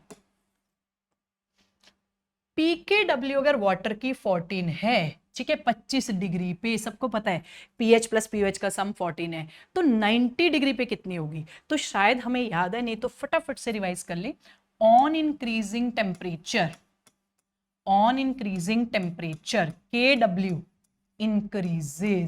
KW इंक्रीजेस, पानी ज्यादा डिसोशिएट होगा, H positive increases, OH negative जो पानी के डिसोसिएशन से, बेटे H भी बनना है और OH भी बनना है। और शायद हमें याद है जब कोई वैल्यू खुद बढ़ती है तो उसकी P value, negative logarithmic value, decrease करती है। तो हमने सारे टेम्परेचर के कॉन्सेप्ट्स को यहाँ पे डिस्कस कर दिया, ठीक है। और वैसे हमारा क्वेश्चन डिमांड कर रहा था सिर्फ ये, PKW अगर 14 है तो 90 डिग्री पे कितनी होगी। तो 90 डिग्री पे PKW की वैल्यू ऑफ कोर्स 14 से कम आएगी, क्योंकि KW बढ़ेगा और वो कम होगी। तो 14 से कम मुझे एक ही ऑप्शन दिख रही है, that is option number 3, that is 12। ठीक है जी, चले आगे। क्लोरीन डाला है जी 400 degree Celsius, very important NCERT reaction, और सबसे बड़ी प्रॉब्लम होती है हम इसको भूल जाते हैं। तो प्लीज ये फर्क को बहुत ध्यान से समझिएगा। दो बातें हैं यहाँ पे। क्लोरीन में अगर डार्क लिखा होता, अगर आपके पास लाइट ना लिखी होती, टेम्परेचर नहीं लिखा है, कुछ भी मेंशन नहीं है, CCl4 मेंशन है, तो आप करते हो एडिशन। तो आप क्या करते हो, addition. Cl2 in the presence of CCl4, X2 in the presence of CCl4, dark mentioned है, और डार्क मेंशन नहीं, इट्स ओके, पर लाइट भी मेंशन नहीं है, ठीक है। लेकिन अगर 400 डिग्री सेल्सियस है, please do remember high temperature है, हाई टेम्परेचर ना लिख के वो लाइट लिख देते हैं, ठीक है जी। ऐसी सारी कंडीशंस हैं साइड चेन हेलोजिनेशन यानी एलाइलिक हेलोजिनेशन। अब आप डबल बॉन्ड पे ऐड नहीं कर रहे हो, आप एलाइलिक पोजीशन, क्योंकि फ्री रेडिकल मैकेनिज्म चल रहा है, तो आप वहां जाके सब्स्टिट्यूट करिए। छोटी सी बात एंड में बिल्कुल मत भूलना, आप डायरेक्ट Cl2 डालते, डार्क में आप एडिशन करते, अभी आप यहां पे सब्स्टिट्यूशन करोगे, क्योंकि ये एलाइलिक पोजीशन है और एलाइलिक फ्री रेडिकल स्टेबल है। इसका मतलब जो मैं A बना रही हूं वो A मेरे पास ये बना है, दिस इज E। ये समझना सबसे जरूरी था। what is the one word function of alcoholic KOH? क्या करता है alcoholic KOH? alcoholic KOH alpha position से, अल्फा से आपके पास X ले जाएगा और बीटा से H, इस बीटा से भी लेके जा सकता है, पर सबको पता है कॉन्जुगेटेड प्रोडक्ट हमारी प्रायोरिटी होती है, इससे कॉन्जुगेशन नहीं बनने वाला। तो हमने आगे क्या करना है, डिहाइड्रोहेलोजिनेशन। तो ये हमारा फाइनल प्रोडक्ट बन गया, और ये कॉन्जुगेटेड है तो हाईली स्टेबल भी है। तो दो बड़ी इंपॉर्टेंट रिएक्शन, Cl2 डार्क में डालो, ऐड करो, Cl2 लाइट में डालो, ठीक है, हाई टेम्परेचर डालो, फ्री रेडिकल्स के कोई भी हेल्पर डालो, सब्स्टिट्यूट करो। कौन सी पोजीशन, एलाइलिक पोजीशन। और अल्कोहलिक KOH क्या करता है, डिहाइड्रोहेलोजिनेशन, ठीक है जी। तो हमारे पास इसमें जो हमारे पास उन्होंने पूछा है कंपाउंड B इज, तो कंपाउंड B हमारे पास हो गया सेकेंड ऑप्शन। चलिए जी, एक और बड़ा important question, organic chemistry aldehyde ketones chapter plus reagents उसके साथ जो फंक्शनल ग्रुप डिटेक्शन है वो आ गया। तो देखें एक बार, हमारे पास ये कंपाउंड है जी, और हमने क्या करा, इसकी ozonolysis. Now everyone knows ozonolysis करते हैं तो हम इसको ब्रेक करेंगे। ब्रेक करके आपको दिख रहा है हमारे पास दो प्रोडक्ट बन रहे हैं, एक तो बन रहा है जी एसीटोन, और दूसरी साइड क्या बन रहा है, acetaldehyde. Ozonolysis another important reaction, ठीक है जी। अब वो कहता है एक ए एक बी है, they can be differentiated by, यानी एक स्टेप हम चले तो हमें समझ आ गया क्वेश्चन अल्डिहाइड कीटोन के डिफरेंस का है, how to differentiate, how to distinguish, very important concept again, ठीक है। तो NaOI, another way of writing iodoform, iodoform के रिएजेंट्स को आप ऐसे लिखते हो ना, यू राइट I2NaOH, बट इसको आप इस फॉर्म में भी लिख सकते हो क्योंकि रिएक्शन में जाके ये बनाता है। आइडोफॉर्म टेस्ट ये दोनों देंगे क्योंकि मिथाइल कीटोन्स तो देते ही हैं, और acetaldehyde is the only aldehyde जो ये टेस्ट देता है, यानी पहला आंसर तो नहीं हो सकता। 2,4-DNP Brady's reagent, orange yellow red coloured solid बनते हैं, एनसीईआरटी कहता है, पर ये टेस्ट भी अल्डिहाइड्स का भी है और कीटोन्स का भी है। Do remember carbonyl compounds 2,4-DNP test देते हैं, ठीक है। तो ये तो दोनों ही देंगे। Falling solution, falling solution of course, falling solution जो है वो टेस्ट सिर्फ अल्डिहाइड्स का है, कीटोन्स वो टेस्ट नहीं देते हैं। तो आंसर हमारे पास क्या बना, third option, answer is third option, ठीक है जी। और सोडियम मेटल तो वैसे भी एसिडिक हाइड्रोजन का टेस्ट है। चले आगे, और एक बहुत सुंदर question, correct value of ionisation enthalpies silicon, phosphorus, chlorine, sulphur respectively. एक बार हम क्वेश्चन को देख के डर जाते हैं, मैम वैल्यूज याद करके जाएं क्या? अरे नहीं बेटा, बिल्कुल नहीं। आपको ऑर्डर पता है, आपको आयनाइजेशन एनर्जी के एक्सेप्शंस पता है, बस आपको एक बेस्ट आंसर ढूंढना है जो उन वैल्यूज को कॉरेस्पॉन्ड करे। यानी सबसे पहली जरूरत है हम इनका पहले प्रॉपर ऑर्डर बना ले। ठीक है, एलिमेंट कौन कौन से हैं जी? सिलिकॉन है, फास्फोरस है, क्लोरीन है और सल्फर है। ठीक है, अगर हम पीरियोडिक पोजीशन के हिसाब से देखें तो आयनाइजेशन एनर्जी में सबसे ज्यादा किसकी होनी चाहिए? सबसे ज्यादा किसकी होनी चाहिए? सोचो, क्लोरीन की। ठीक है जी, क्योंकि क्लोरीन आपके पास Np5 है, ऑफ कोर्स हेलोजेंस हैं तो सबसे ज्यादा होनी चाहिए। अब आपको याद है फास्फोरस और सल्फर, हमारी बहुत प्यारी exception group 15 and group 16। Group 15 की ज्यादा होती है, ग्रुप 16 की ज्यादा होती है? सोचो, ग्रुप 15 की ज्यादा होती है क्योंकि वो एग्जैक्टली हाफ फिल्ड है। ठीक है जी, तो इसका मतलब क्लोरीन से, क्लोरीन की सबसे ज्यादा है, अब आएगा फास्फोरस और अब आएगा सल्फर, और सिलिकॉन तो वैसे ही ग्रुप 14 है, वो तो पीछे रहेगा। यानी हमने सबसे पहले ऑर्डर सोच लिया। हाँ, थोड़ी सी मेहनत लग रही है। अब हमें ये देखना है कि इसके अकॉर्डिंग क्या दिया हुआ है। मतलब हमें ऐसा ढूंढना है, थोड़ा और इजी कर ले, हमें ऐसा ढूंढना है कि क्लोरीन थर्ड पोजीशन पे ऐसी वैल्यू लिखी हो जो सबसे ज्यादा है, जो ऑप्शन में सबसे ज्यादा है। ठीक है, बस इतनी सी टिप आप पकड़ लोगे, काम हो जाएगा। क्लोरीन किस पोजीशन पे है? थर्ड, और थर्ड पोजीशन पे सबसे ज्यादा वैल्यू होनी चाहिए क्योंकि हम डिसाइड कर चुके हैं, और थर्ड पोजीशन पे सबसे ज्यादा वैल्यू मुझे सिर्फ इस ऑप्शन में दिख रही है। ठीक है, तो इसका मतलब, और वैसे भी बाकी सब भी आप मैच कर सकते हो, सिलिकॉन के साथ मैच है जी, फास्फोरस की आपके पास ज्यादा इसमें हो गई है, और सल्फर भी आपके पास आ गया, तो सारी ऑप्शन इसी ऑप्शन से मैच हो जाएंगी। ठीक है, बट हमने कैसे पकड़ा? हमने क्लोरीन को देखा और क्वेश्चन डन कर दिया। ठीक है जी, चलें आगे। Vapor pressure of two volatile liquids P and Q 80 and 60 respectively. Total vapor pressure obtained by mixing 3 moles of P and 2 moles of Q would be very simple, Raoult's law का direct question. But हम ये नहीं कह सकते कि नहीं आ सकता। NEET solution chapter से बहुत इजी क्वेश्चन पूछ रहा है, types of solution, positive negative deviations, please उसको जरूर रेडी करके जाएं। और राउल्ट्स लॉ का फॉर्मूला तो आपको पक्का आता ही है। तो टोटल प्रेशर जब हम निकालते हैं तो that is PA0 XA plus PB0 XB। ठीक है जी, डायरेक्टली आप वैल्यू पुट करें, सीधी सीधी वैल्यूज दी हैं, डायरेक्ट क्वेश्चन है जी। PA0 की वैल्यू आपके पास है जी ए, मतलब यहाँ पे मैंने P को ले लिया 80, और उसके मोल्स हमारे पास कितने हैं, मोल फ्रैक्शन कितने हैं उसका, हमने 3 मोल्स लिया है, और नीचे 5 मोल्स हो गए, प्लस आपने B ले लिया विच इज 60, यानी जो हमारे क्वेश्चन में Q है, और उसके आपने कितने मोल्स मिक्स करें, दैट इज 2, नीचे हो गया 5। Very simple calculation, answer will be 72 torr. Torr is just a unit of pressure, don't take pressure. चलें जी आगे, तो हो गया ये हमारा सिंपल सा क्वेश्चन। ठीक है, आगे बढ़ते हैं जी। Zeldal method is not applicable to compounds containing nitrogen in nitro and azo. Another very important, हम चुन चुन के आपके लिए वो एनसीईआरटी के कॉन्सेप्ट्स लाए हैं लास्ट मोमेंट रिवीजन में, कि ये सारे क्वेश्चंस अगर आप बाई चांस कोई मिस हुआ है तो आपको याद हो जाए। बस ध्यान से आप ये सारे डिटेल सोल्यूशन सुन लें।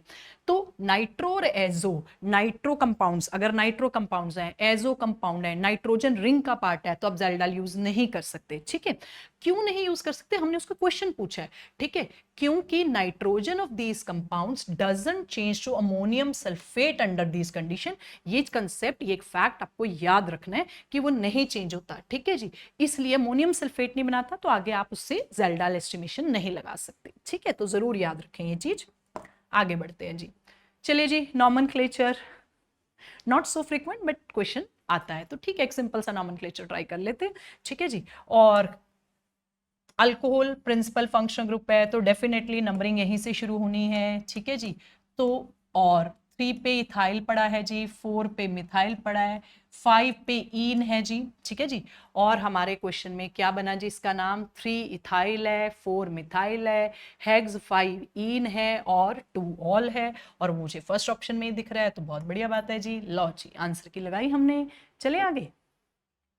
हाँ जी, तो फॉर द रिएक्शन देखें जी question, 2A plus 3B giving C.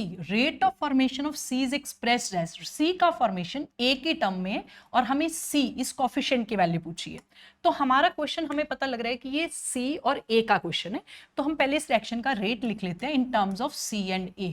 तो रेट हमने लिखा -1/2 DA/dt। क्योंकि उसका तो हमें कोफिशिएंट पता ही है। और इसको हमने किससे रिलेट करना है, हमने इसे रिलेट करना है सी से, तो 1/c dc/dt। ठीक है जी। अब अगर हम इसे रिलेट करेंगे तो हमारे पास पूछा क्या है, dc/dt, तो हमारे अकॉर्डिंग जो dc/dt है वो आपके पास हो जाएगा c/2 da/dt। ठीक है जी। और हमें यहां पे बताया गया है कि c/2 की जो वैल्यू है, c/2 की वैल्यू जो है दैट इज 3। तो बड़े आराम से c कितना आ गया, दैट इज 6। तो what is the question of this, answer for this question that is 6। ठीक है जी। तो सिंपल हमने rate of appearance, disappearance, coefficients की बात करी और डायरेक्ट क्वेश्चन हो गया। चले आगे। विच of the following statement is incorrect. Statement question बहुत ज्यादा टाइम लेते हैं, पर अगर हमें सारे कॉन्सेप्ट्स आते हैं और बिल्कुल काम होके बैठते हैं तो हमें क्वेश्चंस के आंसर ढूंढना इजी होगा। इनकरेक्ट है, पहले मार्क कर ले। कॉन्फिगरेशन ऑफ क्रोमियम हर बच्चे को याद है जी, एक्सेप्शनल है। Magnetic quantum numbers can have negative value, yes. M की values -L to 0 to +L जाती है जी, बिल्कुल ठीक। In the ground state orbitals are filled in the order of increasing energies, yes. Aufbau कहता है टोटल नंबर ऑफ नोड्स का formula है n माइनस लैम्डा, नहीं ऐसा कोई फॉर्मूला नहीं है। ठीक है जी, टोटल नंबर ऑफ ऑर्बिटल्स का फॉर्मूला है n-1। Total number of nodes का फॉर्मूला है n-1। I hope you remember. Radial nodes का फॉर्मूला है n-L-1, पर जो आपके पास है nodal planes they are L, तो टोटल फॉर्मूला इज n-1।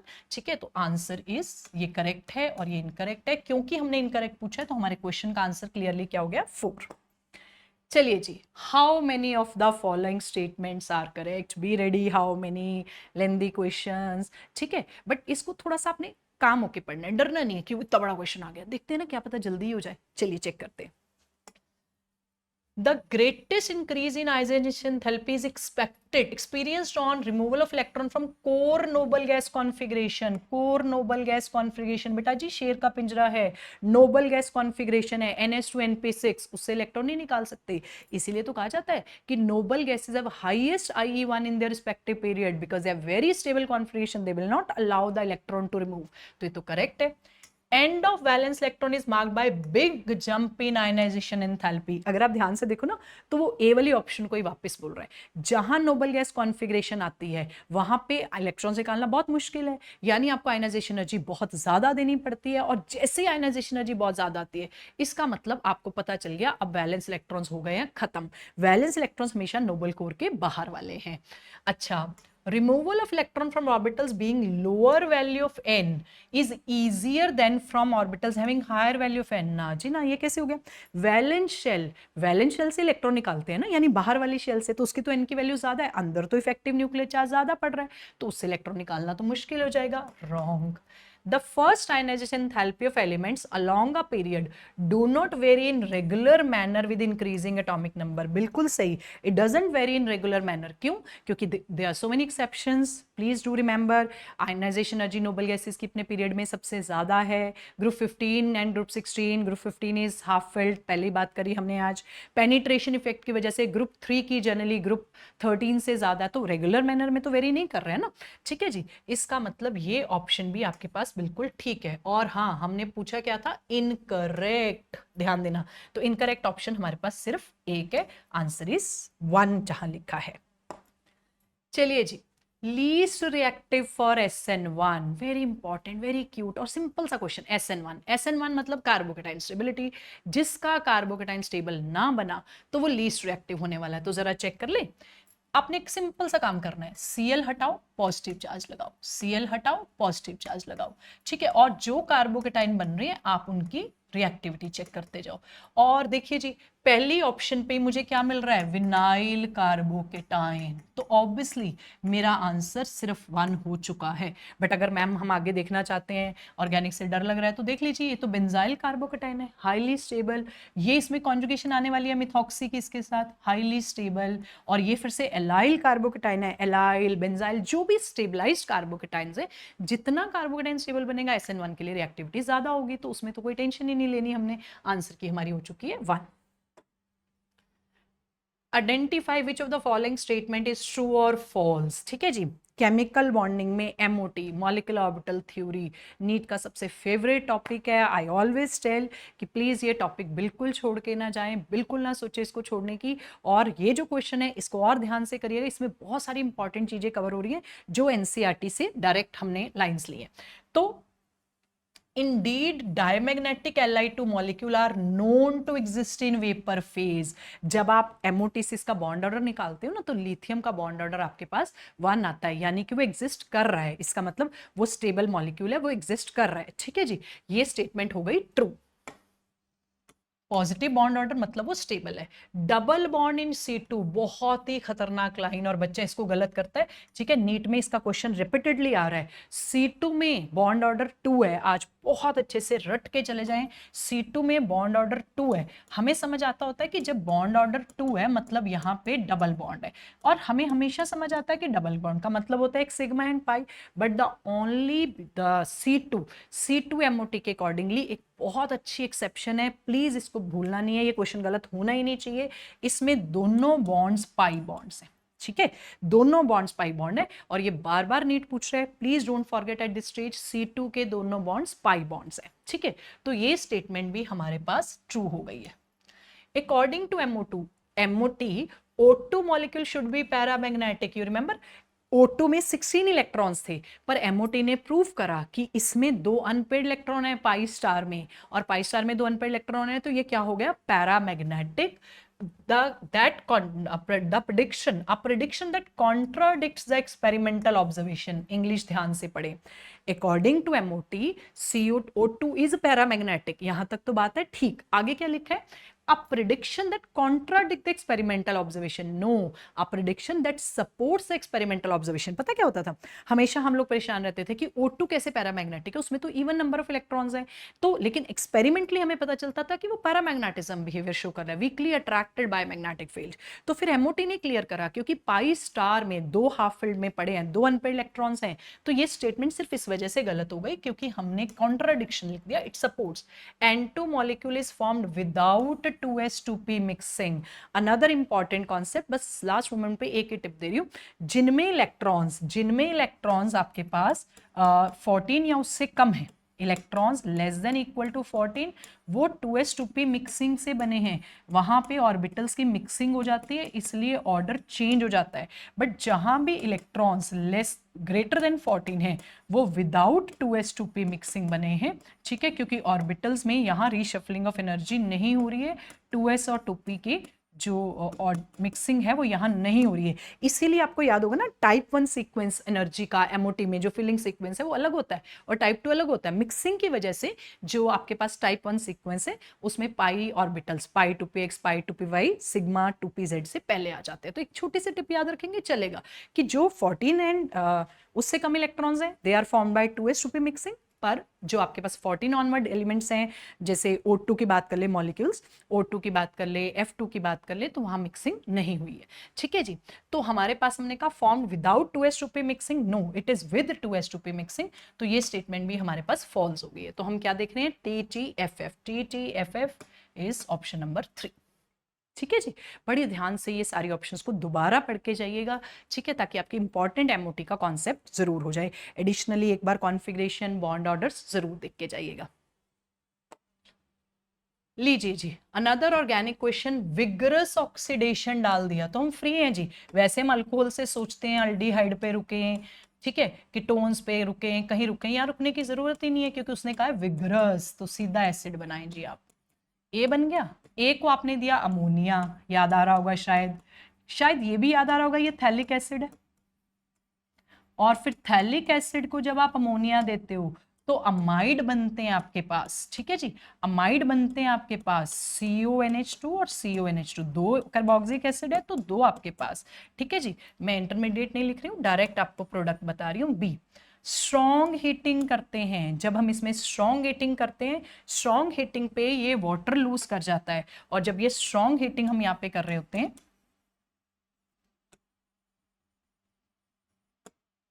तो स्ट्रॉन्ग हीटिंग में हमारे पास यहाँ से अमोनिया, नॉट वाटर, यहाँ पे अमोनिया का लॉस होता है, और जब यहाँ से अमोनिया का लॉस होता है तो यहाँ पे हमारे पास बनता है ईमाइड, यहाँ पे हमारे पास बनता है ईमाइड।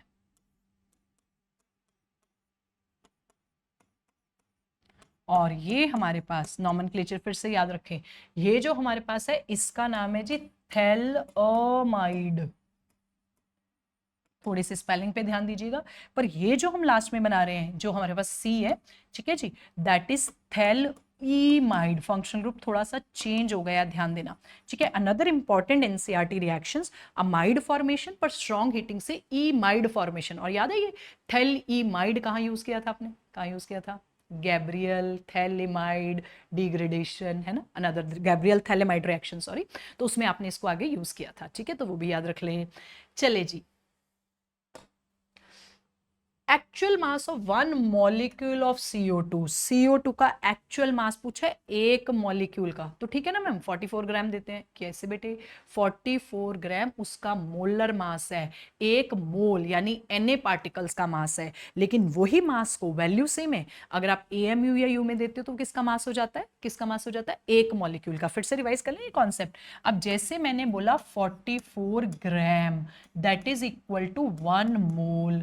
1 mole is Avogadro number of particles 6.02 into 10⁻23 particles।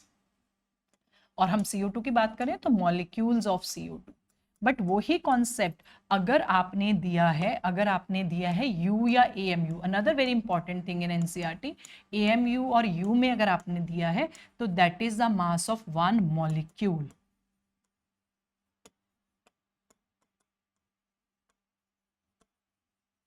Of CO2। तो हमने पूछा actual mass of one molecule of CO2, तो हमारे क्वेश्चन का आंसर क्या बना? 44 AMU। चलिए जी, लास्ट क्वेश्चन है फिर से, how many, let's try. Following statements are true, ionisation enthalpy of group 15 is less than that of group 16। Yes, ये तो हमें याद था। ग्रुप 15 की less than that of group 16 नहीं, ग्रुप 15 में हाफ फिल्ड है, स्टेबल है, ठीक है, इसका मतलब ये स्टेटमेंट हो गई आपके लिए गलत। Oxygen ionisation, oxygen has most negative electron gain enthalpy, बहुत सारी चीजें हम आपके लिए पता क्यों लाए हैं, ताकि लास्ट मोमेंट पे सारी इंपॉर्टेंट चीजें हम आपको डिस्कशंस के थ्रू बता दें, ठीक है। पी ब्लॉक की एनसीईआरटी की लाइनें, सिर्फ वो जो एनटीए का सिलेबस है, एक बार उनको रीडिंग जरूर दें फाइनल टाइम पे, ठीक है जी। और this is the right time, जब आप एकदम नीट के लिए जाने वाले तो भूलने के चांसेस बहुत कम होते हैं। ऑक्सीजन मोस्ट नेगेटिव है जी नहीं, सल्फर मोस्ट नेगेटिव है। Metallic character increases, yes, down the group metallic character increase करता है। Atomicity of oxygen and sulphur are similar as they belong to same group, नहीं, इनकी बातें में ना आए। O2 है और ये 8 है, डाई एटॉमिक है ऑक्सीजन और सल्फर ऑक्टा एटॉमिक है, ठीक है, तो this is wrong. All चैल्कोजेंस exhibit allotropy, yes, NCERT कहते हैं सारे चैल्कोजन में एलोट्रोपी है, तो कितने ऑप्शन हमने ठीक बना पाए? 2, ठीक है जी। तो चलिए जी, ये आज का हमारा डिटेल्ड वीडियो सोल्यूशन हमने आपके लिए दिया फॉर दिस मॉक टेस्ट, ठीक है जी। और प्लीज़ बिल्कुल काम होके और एकदम बढ़िया तरीके से, बिल्कुल tension free, do your best. और अपना बेस्ट आप सिर्फ तभी कर पाओगे बेटा जब आप एकदम कूल होंगे। पहले अपने आप पे सेल्फ कॉन्फिडेंस रखो, यस मुझे सब कुछ आता है और मैं बहुत आराम से 3 आवर्स में अपने पेपर को अटेम्प्ट करने वाली हूँ, अपने पेपर को अटेम्प्ट करने वाला हूँ, ठीक है जी। And wish you all the very best, stay calm and positive, wish you all the very best, God bless you all and thank you so much. This is all for today. Thank you beta ji.